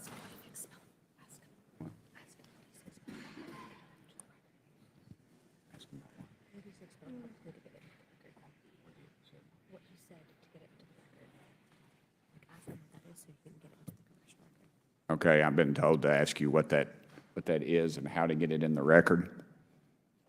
Which, What have you stated publicly in your interviews for the congressional record? Yeah. if you reference my News Nation interview and I talk about a multi-decade, campaign to disenfranchise public interest, basically. Chairman, I've gone. Yeah. Thank I you. apologize, Mr. Chairman. I yield back negative 21 seconds. Thank you. Ms. Ocasio-Cortez? Thank you, Mr. Chairman, and thank you to our witnesses for coming here today. I do concur with the ranking member as well as several other members here on this committee that this is a committee for whistleblowers and for the protection of whistleblowers as well. So we understand what you're putting on the table here and what you're putting on the line here, and we thank you for that.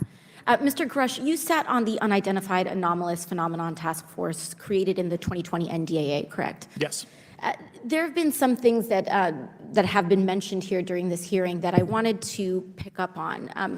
Mr. Graves, you mentioned specifically during the answers to one of your questions, you named Boeing contractors being engaged in an incident regarding this red cube about a football field wide. I was wondering if you could speak a little bit about the interaction, or Mr. Grush, either of you, the interactions between defense contractor companies and any UAP-related programs or activities.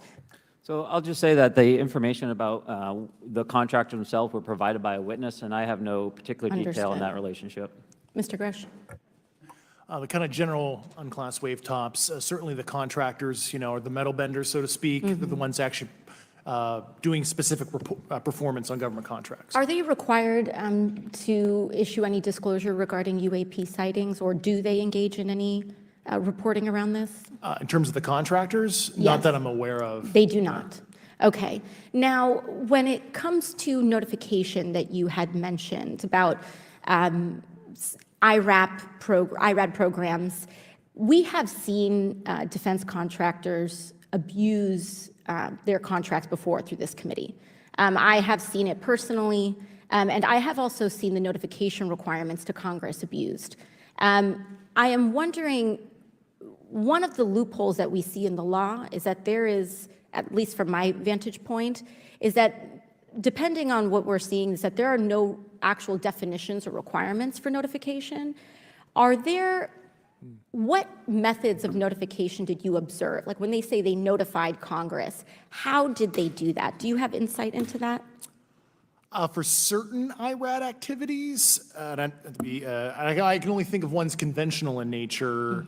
Sometimes they flow through certain, I'll just say, SAP programs that have cognizant authority over the Air Force or something, and those are congressionally reported compartments, but IRAD is literally internal to the contractor, so as long as it's money, either profits, private investment, et cetera, they can do whatever they want. To put a finer point on it, when there is a requirement for any agency or company to notify Congress, do they contact the chairman of a committee? Do they get them on the phone specifically? Is this through an email to hypothetically a dead email box?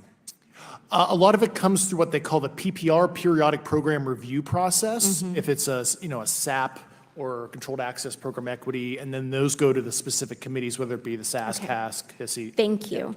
I apologize, my time is limited. Mr. Graves, one of your main concerns is that the FAA currently does not have an official process to receive reports of UAP from pilots or others, correct?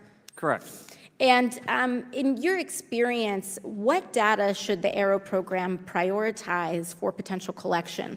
We have, location, date, time, but are there other specific characteristics that should be included in these reports? Certainly. I think that there's two categories that would be important. One would be kinematics and understanding the specifics of how the vehicle or objects are moving.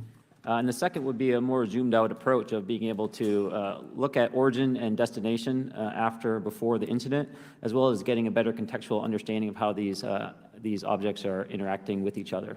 Thank you. Now, because I only have a minute left, I apologize, we only have 5 minutes today, but for the record, if you were me, where would you look? Titles, programs, departments, regions, if you could just name anything. And I put that as an open question to the three of you. I'd be happy to give you that in a closed environment. I can tell you specifically. Thank you. Commander Fravor? And I would say, and I've told people that you have to know where to look. They're not going to divulge it to you because of the classification levels. But if you know where to look and who to talk to, which is exactly what Mr. Grush can point you, then you have them. Okay. Mr. Graves? I was an operator, so I was depending on folks like Mr. Grosh to do that homework. Okay. Thank you very much. I yield back to the chair. Mr. Biggs? Thanks, Mr. Chairman. I thank the witnesses for being here today. I'm over here.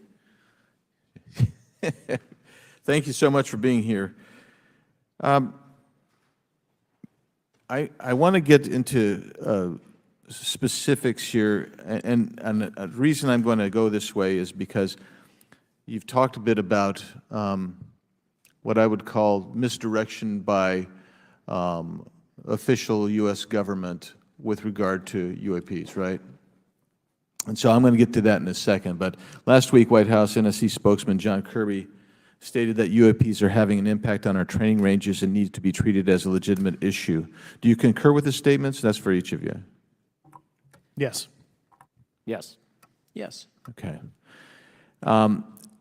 Now, having said that, I'm going to take you to specific instances around the Phoenix Valley, because that's where I live. In '97, we had the famous Phoenix Light case. I don't know if any of you are familiar with that. There were two things that went along with that, and the explanation was military training range off Luke and the Barry Goldwater Range. Do you know anything different other than the official explanation of those lights? Only what's in the public vernacular about it. That was outside the scope of my duties. And if we wanted to, just my question along with my colleague from New York, Ms. Ocasio-Cortez, if we wanted to find out more about that, where would we go to find the files, and who would we address? And are you going to tell me we need to go to a SCIF so you can tell us in a SCIF? I could potentially give you a vector on that. That specific case, I'm familiar with it in terms of public, but I give you a vector in a closed environment, yeah. That would be good, thank you. So if it's true that UAPs are having an impact on training ranges, and this administration considers it to be a legitimate issue, what steps can Congress take to address training range impacts? And I say that having two very large training ranges in my state. And so we'll start with Mr. Graves and going down the panel.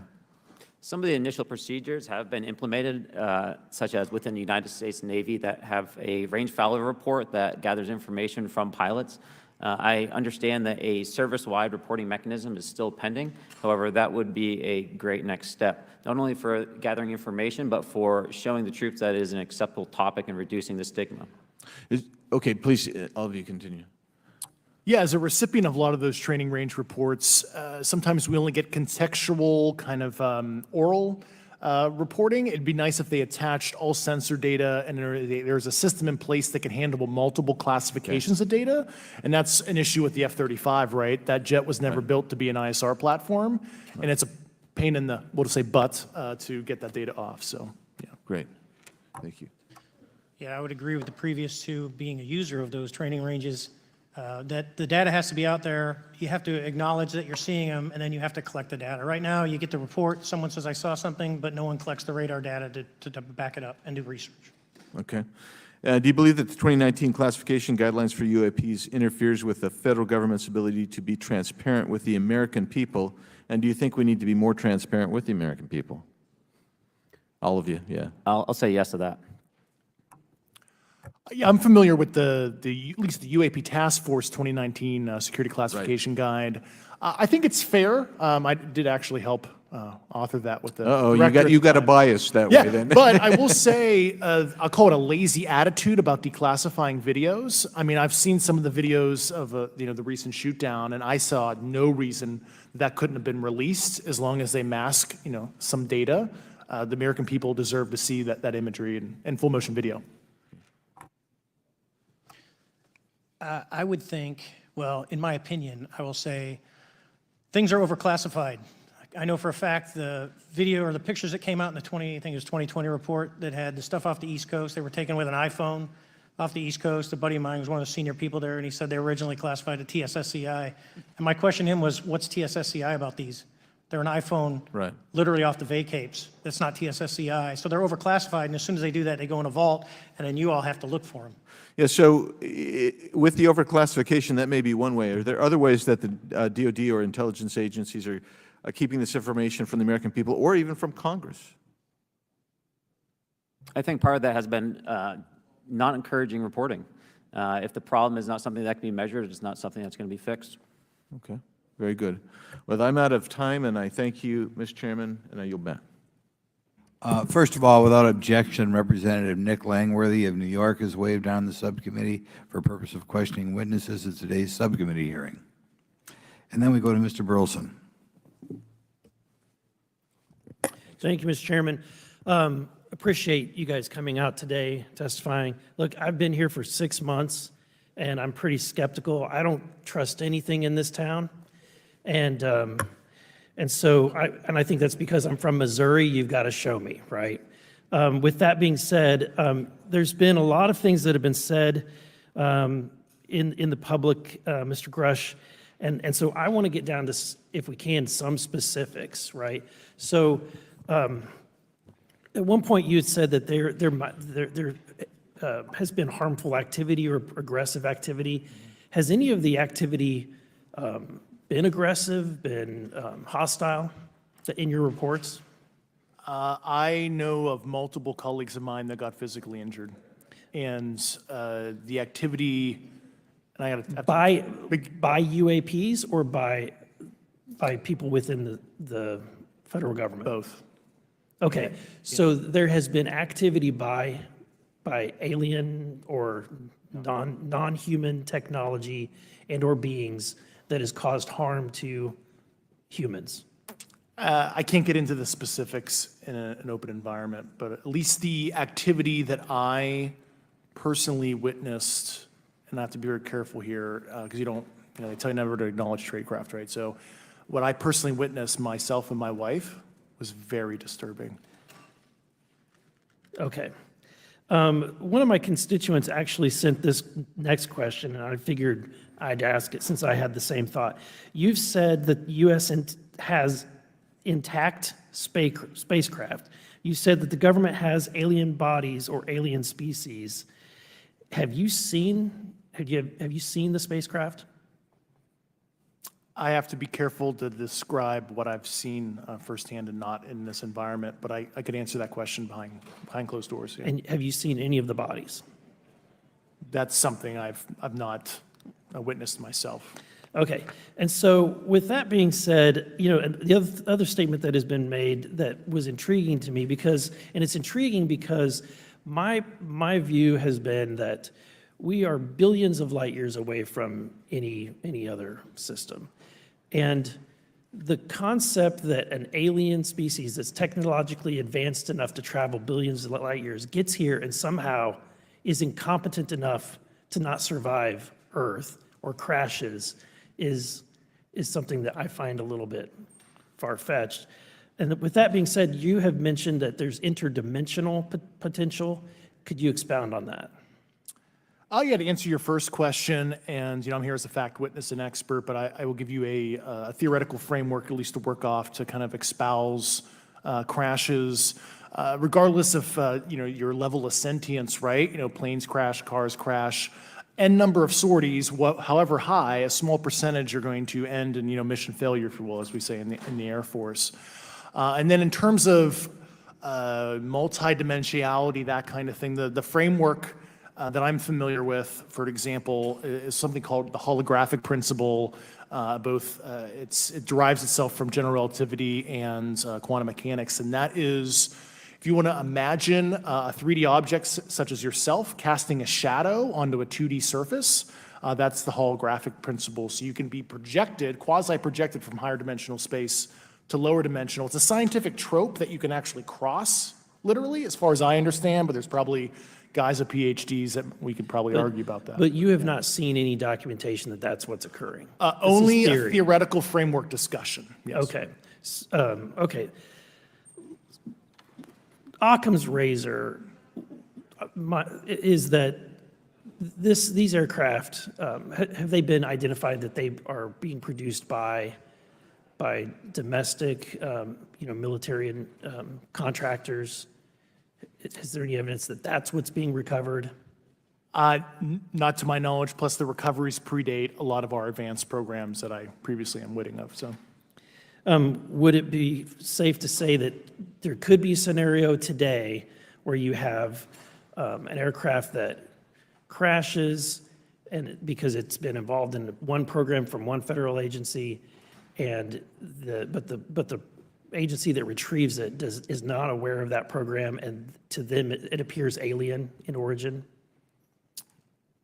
I mean, that's a hypothetical situation. I'm not aware of any historical situation that would match that you described, so. You're not aware, it has not happened that you're aware of? That I'm aware of. Thank you, Mr. Chairman. I yield back.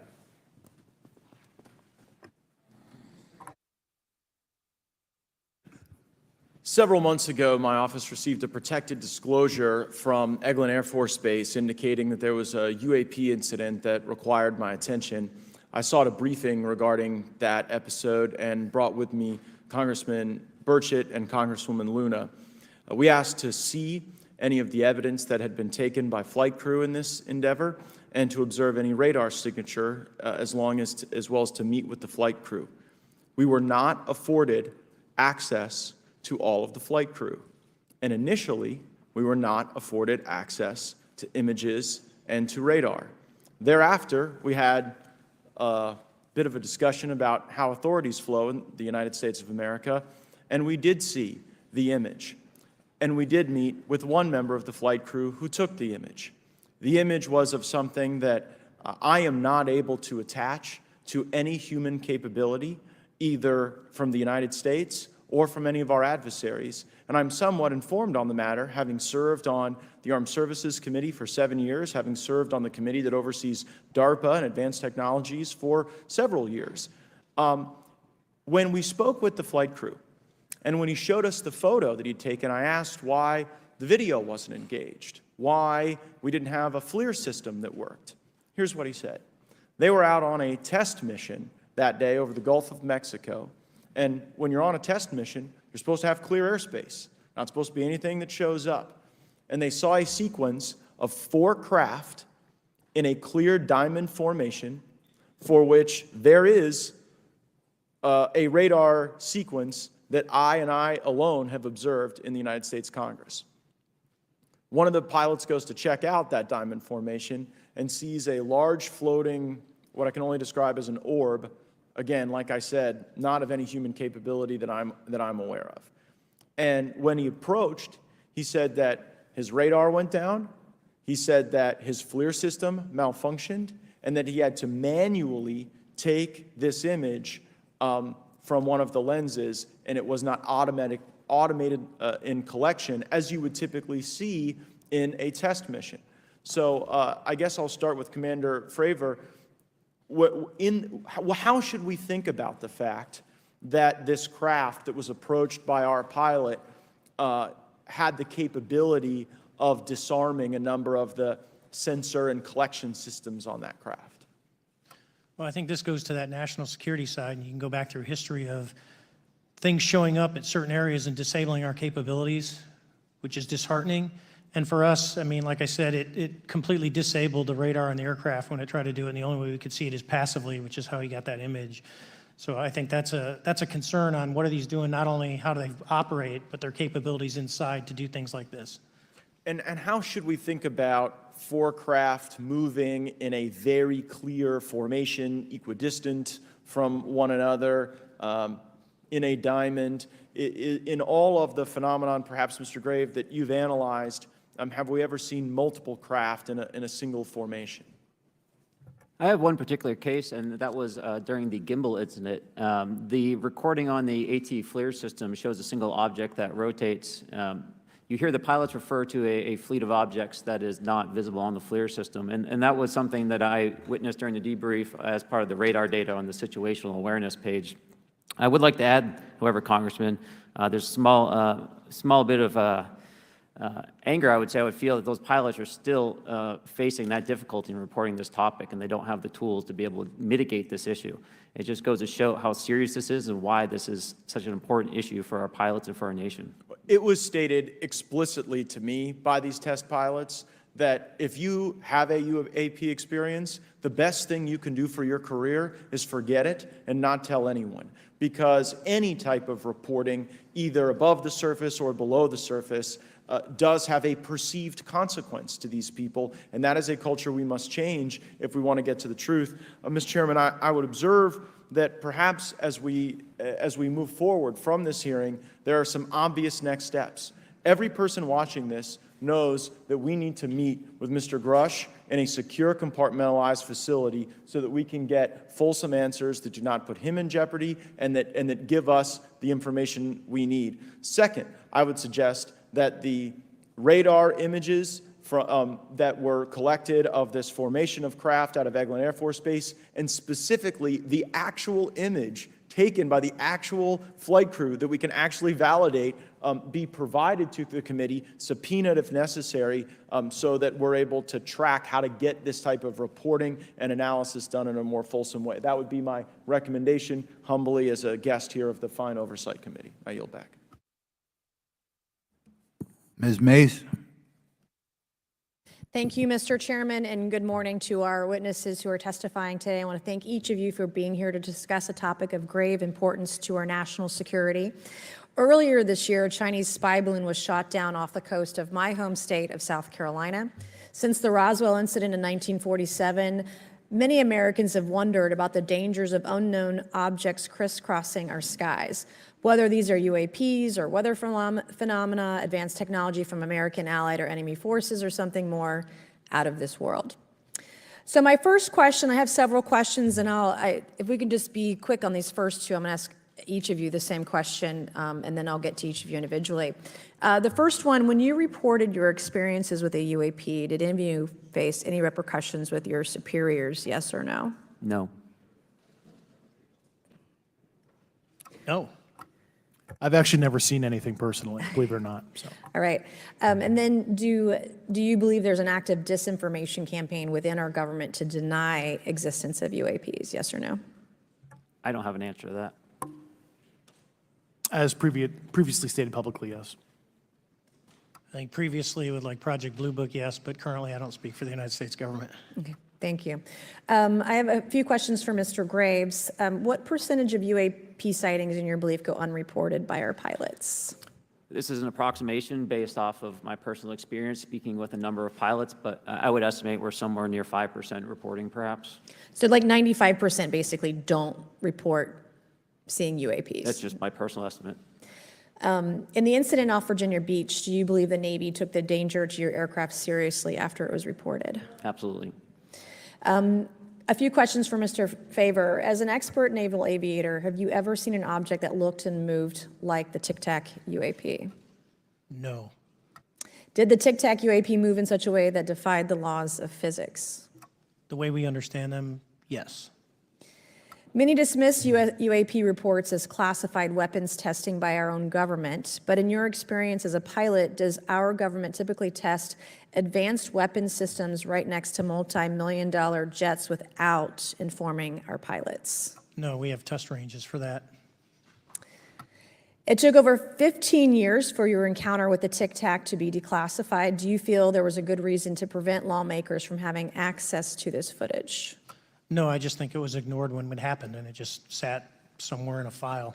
Never got reported. In a drawer. It happens a lot up here. Shocker. Mr. Grush, a couple of questions for you too, sir, this morning. What percentage of UAPs do you feel are adequately investigated by the U.S. government, of the 5% that are reported?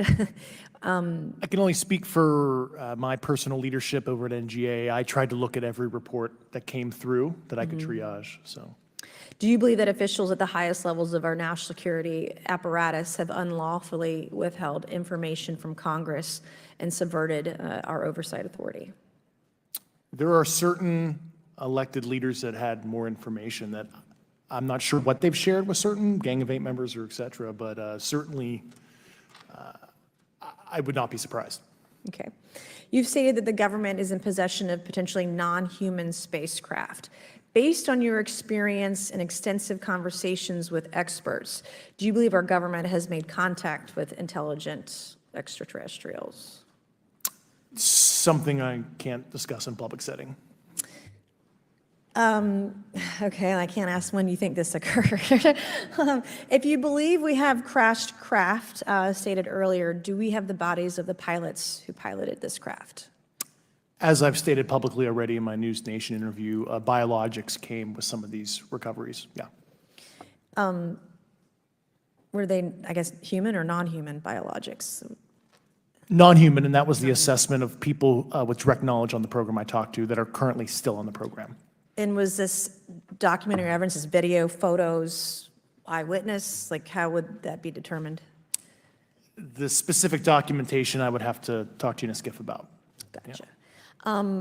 Okay, so, and you may or may not be able to answer my last question, and maybe we get into a skiff at the next hearing that we have, but who in the government, either what agency, sub-agency, what contractors, who should be called into the next hearing about UAPs, either in a public setting or even in a private setting? And you probably can't name names, but what agencies or organizations, contractors, et cetera, do we need to call in to get these questions answered, whether it's about funding, what programs are happening, and what's out there? I can give you a specific cooperative and hostile witness list of specific individuals that were in those. And how soon can we get that list?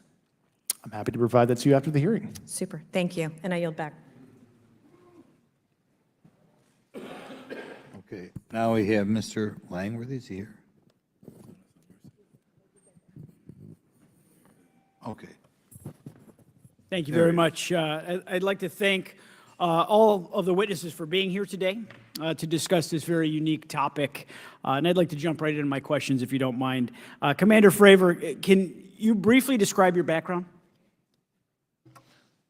Yeah, I was an enlisted Marine, Naval Academy graduate, Navy, flew for 18 years, got a master's from University of Houston, and I've worked in the private sector for the last, 16 years, 17 years.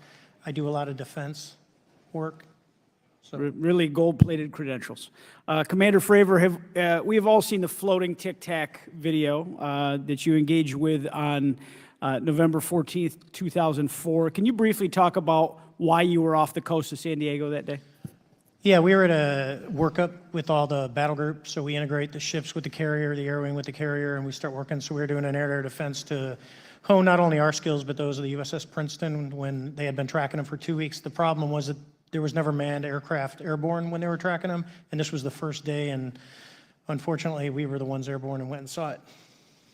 Do you remember the weather that day? Was it cloudy or windy or anything out of the ordinary on the Pacific coast? It was actually, if you're familiar with San Diego, it was a perfect day, light winds, no white caps, clear skies, not a cloud. It was, for flying, it was the best.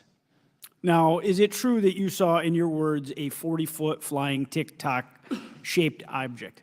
That's correct. Or for some people that can't know what a Tic Tac is, it's a giant flying propane tank. Fair enough. Did this object come up on radar or interfere with your radar or the USS Princeton? The Princeton tracked it, the Nimitz tracked it, the E-2 tracked it. We never saw it on our radars. Our fire control radars never picked it up. The other airplane that took the video did get it on a radar. As soon as it tried to lock it, it jammed the radar, spit the lock, and he rapidly switched over to the targeting pod, which you can do in the F-18.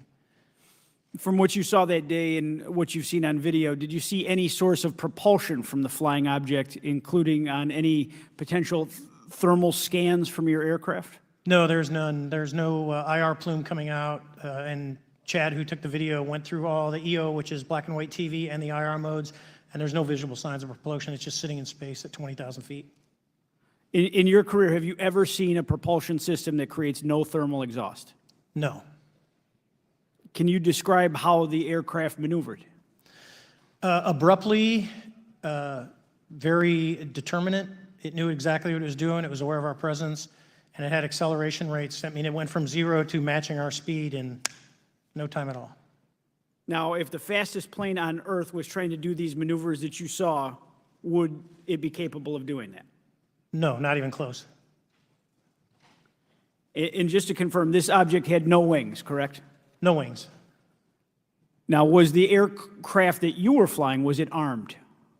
No, never felt threatened at all.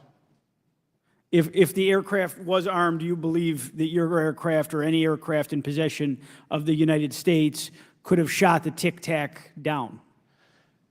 I'd say no, just on the performance, it would just left in a split second.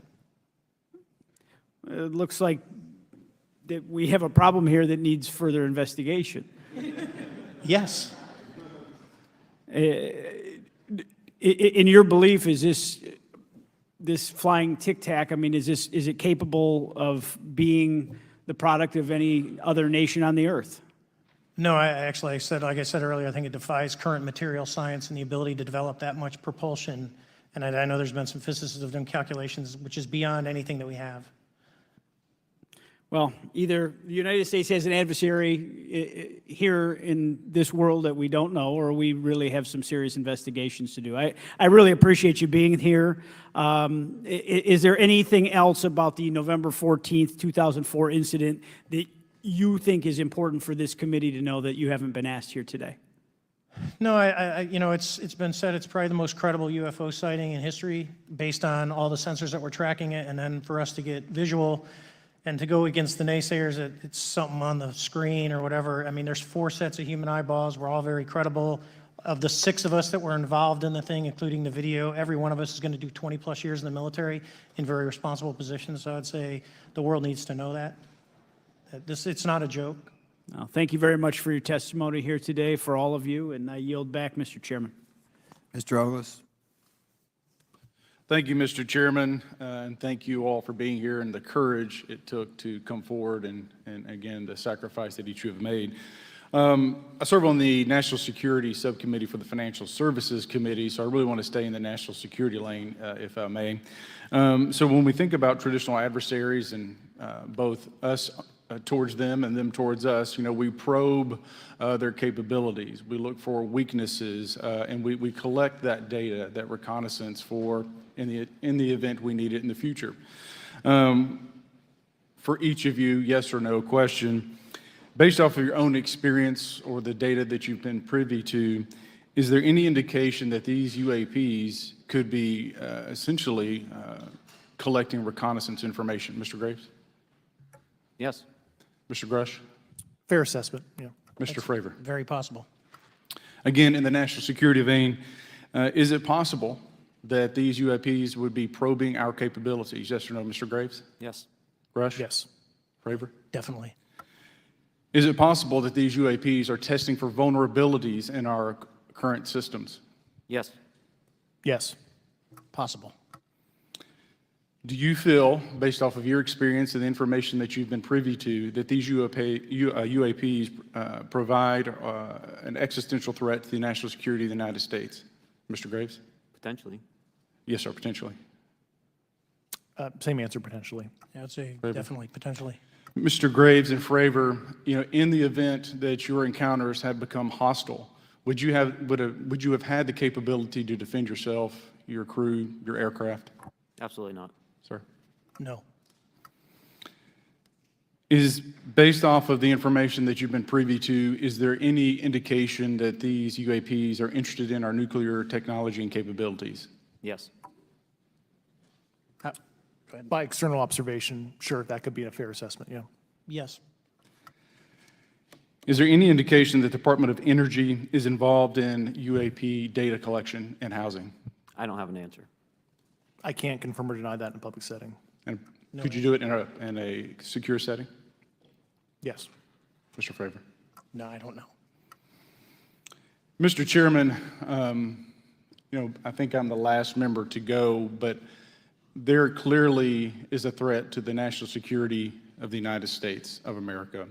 As members of Congress, we have a responsibility to maintain oversight and be aware of these activities so that, if appropriate, we take action. I would encourage the chairman to demand that we have any and all, but in particular Mr. Grush, talk to us in a skiff. And if that access is denied, I will personally volunteer to initiate the Holman Rule against any personnel or any program or any agency that denies access to Congress. Mr. Chairman, with that, I will yield the remainder of my time to my fellow colleague from Tennessee, Mr. Burchett. Thank you, Mr. Chairman. Thank you, Mr. Ogles, for the great questions, brother. Mr. Grush, I might have asked this before, but I want to make sure. Do you have any personal knowledge of someone who's possibly been injured working on legacy UAP reverse engineering? Yes. Okay. How were they injured? Is it something like a radioactive type situation or something we didn't understand? I've heard people talk about Havana syndrome type incidences. What was your recollection of that? I can't get into specifics, but you could imagine assessing an unknown unknown. There's a lot of potentialities you can't fully prepare for. How do you think we ought to handle UAP whistleblower complaints like yours in the future? Yeah, there was some issue with mine. So, PPD 19 process, it goes to the Intel committees, either through PPD 19 or ICD 120. There's not a good way for the Intelligence Community Inspector General to provide that to other committees. And I asked my information to be sent to the House and Senate Armed Services Committee because there are Title X equities at play, but there was no smooth process to do so. Yeah. It's a trash can. Are you aware of any individuals that are participating in reverse engineering programs for non-terrestrial craft? Personally, yes. Do you know any that would be willing to testify if there were protections for them? Certainly closed door and assurances that breaking their NDA, they're not going to get administratively punished for so. Yeah. I yield, Mr. Chairman. Thank you. We're going to do something a little bit out of the ordinary here. We're going to give 3 people a chance at an additional 3 minutes. So, Mr. Burchett, do you want to keep going? Why don't you come back to me, Mr. Chairman? Ms. Luna, is she on that list? Sure. Chairman, I'd like to submit for the record an article by News Nation, and it follows Mr. Grush's full interview for the record. Without objection. Thank you. Mr. Grush, why is it that you refer to the phenomenon as non-human intelligence? Why deviate from the basis of extraterrestrial life? I think the phenomenon is very complex, and I like to leave an open mind analytically to specific origin. When you say specific origin, are you can you elaborate on that for those that might not? If it's a traditional extraterrestrial origin or something else that we don't quite understand from either a biological or astrophysics perspective, I just like to keep an open mind on what it could be, Okay, and referring to your News Nation interview, you had referenced specific treaties between governments. Article 3 of the Nuclear Arms Treaty with Russia identifies UAPs. It specifically mentions them. To your knowledge, are there safety measures in place with foreign governments or other superpowers to avoid an escalatory situation in the event that a UAP malevolent event occurs? You're referring to actual public treaty in the UN Register. It's funny you mentioned that. Yeah, the Agreement on Measures to Reduce the Risk of Outbreak of Nuclear War signed in 1971. Unclassified treaty publicly available. And if you cite the George Washington University National Security Archives, you will find the declassified in 2013 specific provisions in the specific red line flash message traffic with the specific codes pursuant to Article 3 and Article, also Situation 2, which is in the previously classified NSA archive. What I would recommend, and I tried to get access, but I got a wall of silence at the White House, was those specific incidents when those message traffic was used. I think some scholarship on that would open the door to a further investigation using those publicly available information. Thank you. And then my last question with 51 seconds remaining. You mentioned white-collar crimes potentially being taking place in regards to a cover-up. Can you please elaborate? I have concerns based on the interviews I conducted under my official duties of potential violations of the Federal Acquisition Regulations, the FAR. Thank you very much, Chairman. I yield the remainder of my time. Okay, we'll go to Mr. Raskin for 3 minutes. Thanks, Mr. Chair, and I thank the witnesses for their endurance and service today. Mr. Fravor, you've described your episode in detail now, and you call it the most credible UFO sighting in history. But I wonder, was this the first time that you encountered a UFO or a UAP in 2004? Yes. And what was your general attitude or perspective on the UFO discussion before that happened? I never felt that we were alone with all the planets out there, but I wasn't a UFO person. I wasn't watching History Channel and MUFON and all that. And have you had experiences or encounters since that happened? No. And so have you formed any general conclusions about what you think you experienced then? Yes, I think what we experienced was, like I said, well beyond the material science and the capabilities that we had at the time, that we have currently, or that we're going to have in the next 10 to 20 years. Very good. Mr. Grush, you've been able to answer in great detail on certain questions, and then other things you say you're not able to respond to. Can you just explain where you're drawing the line and what's the basis for that? Yeah, based on my DOPSR security review and what they've determined that is unclassified. I see. So you're answering any questions that just call upon your knowledge of unclassified questions, but anything that relates to classified matters you're not commenting on in this context. In an open session, but happy to participate in a closed session at the right level, yeah. Okay. And Mr. Graves, you've said that there are dozens of fellow pilots, military pilots. Are there also commercial pilots who've encountered the same kind of sightings that you described before? They are similar. Commercial pilots have less range and less sensors to be able to reach out and look for objects over wide swaths of airspace. And so pilots are seeing them, commercial pilots are seeing them, and they're typically closer, and the range of what they're seeing is pretty large. What is the most vivid, concrete sighting with the naked eye of the objects that you described before, the cube-like objects?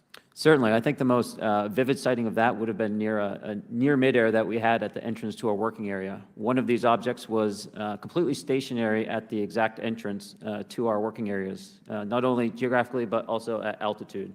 So it was right where all the jets are going, essentially, on the eastern seaboard. The two aircraft flew within about 50 feet of the object, and that was a very close visual sighting. And you were in one of the aircraft? I was not. I was there when the pilot landed. He canceled the mission after, and I was there. He was in the ready room with all his gear on, with his mouth open, and I asked him what the problem was, and he said he almost hit one of those darn things. He said he was 50 feet away from it? Yes, sir. And his description of the object was consistent with the description you gave us before? A dark gray or a black cube inside of a clear sphere. Inside of a clear sphere? Yes. And with no self-evident propulsion system? No wings, no IR energy coming off of the vehicle, nothing tethering it to the ground. And that was primarily what we were experiencing out there. I'm over time. Thank you very much for your service, and I yield back to Mr. Chairman. Very good. Mr. Burchett? Thank you, Mr. Chairman. This is for all three of y'all, starting with Mr. Graves. Why did you come forward on this issue? I came forward because I felt that my colleagues did not have a way to mitigate this safety threat, and I wanted to help them. I was trained as an aviation safety officer by the Navy, and this it just felt right. I felt like I had to help the folks that were still flying and dealing with this. Mr. Grush? Purely a sense of duty. I first swore an oath when I was a cadet 18 years ago, and I still uphold that even out of the uniform. Commander? I was pestered by a friend, and I asked why, and he said, "You're the one person that they can't discredit, and you'll add credibility to the New York Times article." And so after about 6 times, I said, "Okay." Honest. Yeah. This town isn't made, unfortunately, by people like y'all. We thank y'all. And I do want to also thank the people in the audience and the people that are watching this that can't be, people all over the world that have kept this issue alive. You've endured criticism and derogatory remarks, and we're trying to get to the bottom of it. And so God bless y'all. Thank y'all so much. We really appreciate you guys and gals.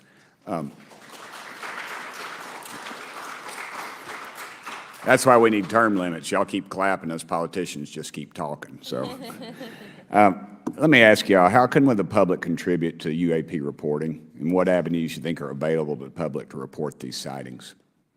Well, right now, I don't think there is a lot of public options for every man to be able to report on this. I think even for professionals that have sensor data that are seeing these on a regular basis, they're still hesitant to come forward. And so for the general public, I think encouraging the conversations that we're having today, looking for technology solutions that can be distributed so that objective data can be gathered is the first place to go. Mr. Grush?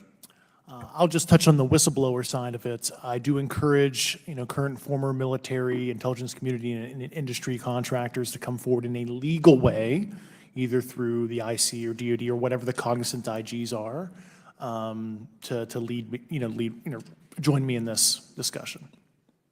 Commander, and I guess I should say this for the record. My daddy was United States Marine Corps, 1st Marine Division, so. Hoorah. Yes, sir. He was old school, him and Chesty Puller on Peleliu, so thank you, wow. brother. Wow. Yes, sir. I'm not anything like my daddy. He was incredible. I'm very mediocre, to say the least, but go You ahead. seem to be doing fine. Yeah. For me, I was an accident investigator, so the biggest thing that you learn, and I think that witnesses need to do is, one, don't try and make the fish bigger than it was.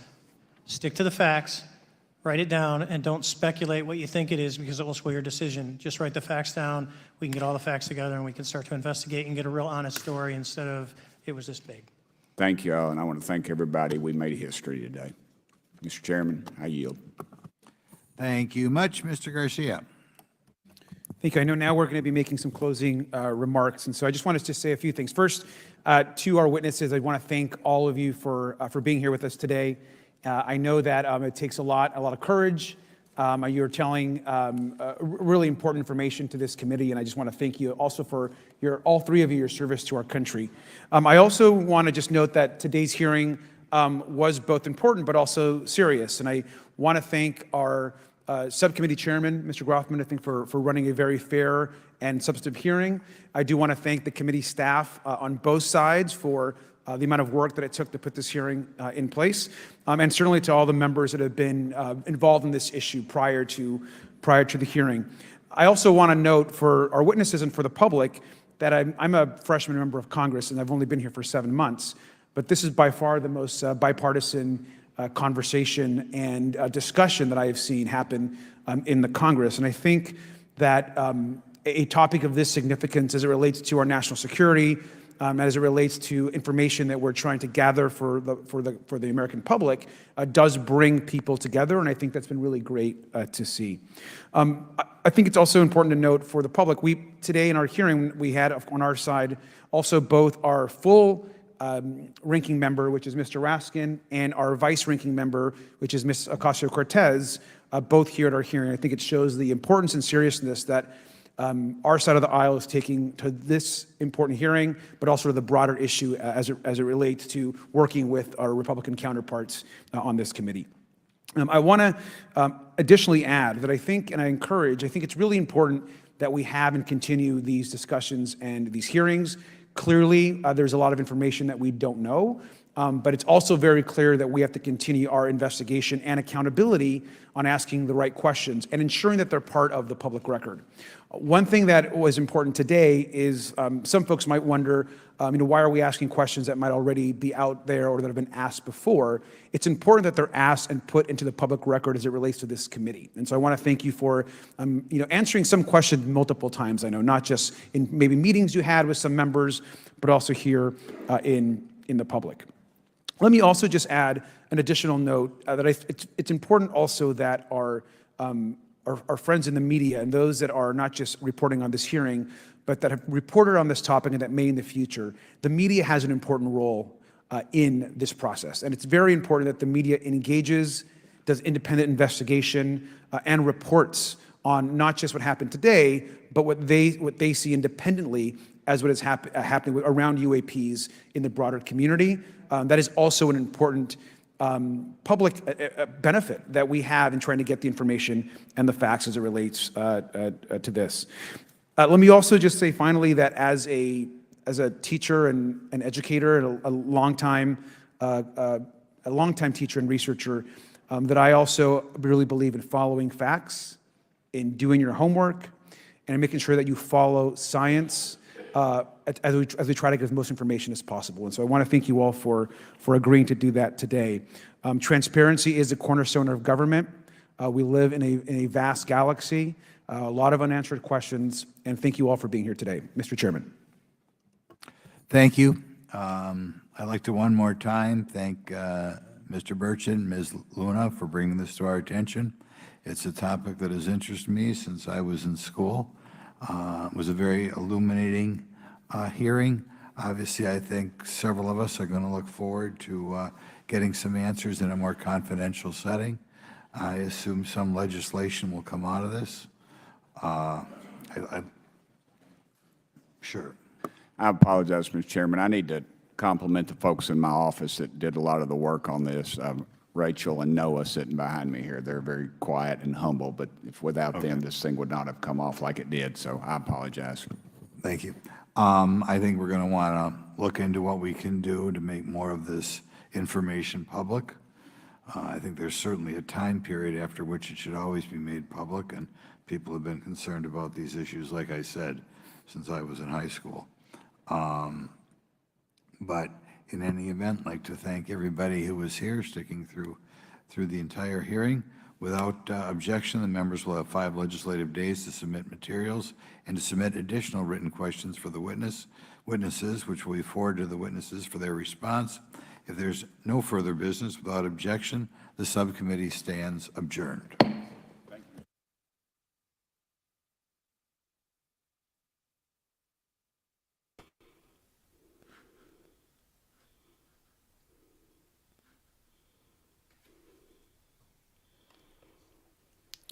All right, all right. So that was pretty awesome, right? Let me know what you thought about that. I think we got some real good information there at this UFO hearing.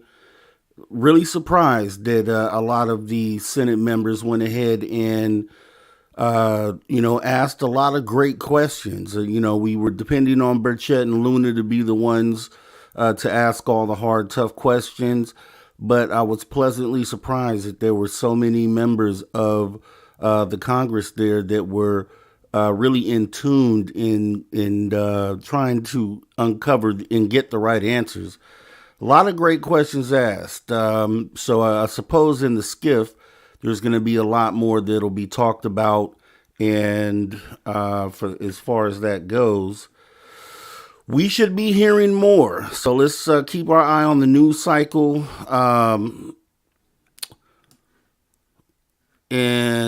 So if you have anything that you want to say about the hearing, you can go ahead and post in the comments, and we're going to wrap this up because I know you guys been here for a while. So just like we do all the time, we ask the chat. And so if you have anything to say, you can post it and I'll put it up here. And if not, then we'll go ahead and wrap this thing up. And we will be doing a review on this hearing later this week. So if you haven't subscribed, definitely go ahead and hit the subscribe button. We'd love to have you here to join the conversation. Also hit the notification bell, because as of right now, the review that we're going to do on this is not scheduled, but we'll probably shoot for like Friday or Saturday, and we'll just have an awesome conversation kind of digging into what it was that we saw here. So once again, I really appreciate you guys coming by here.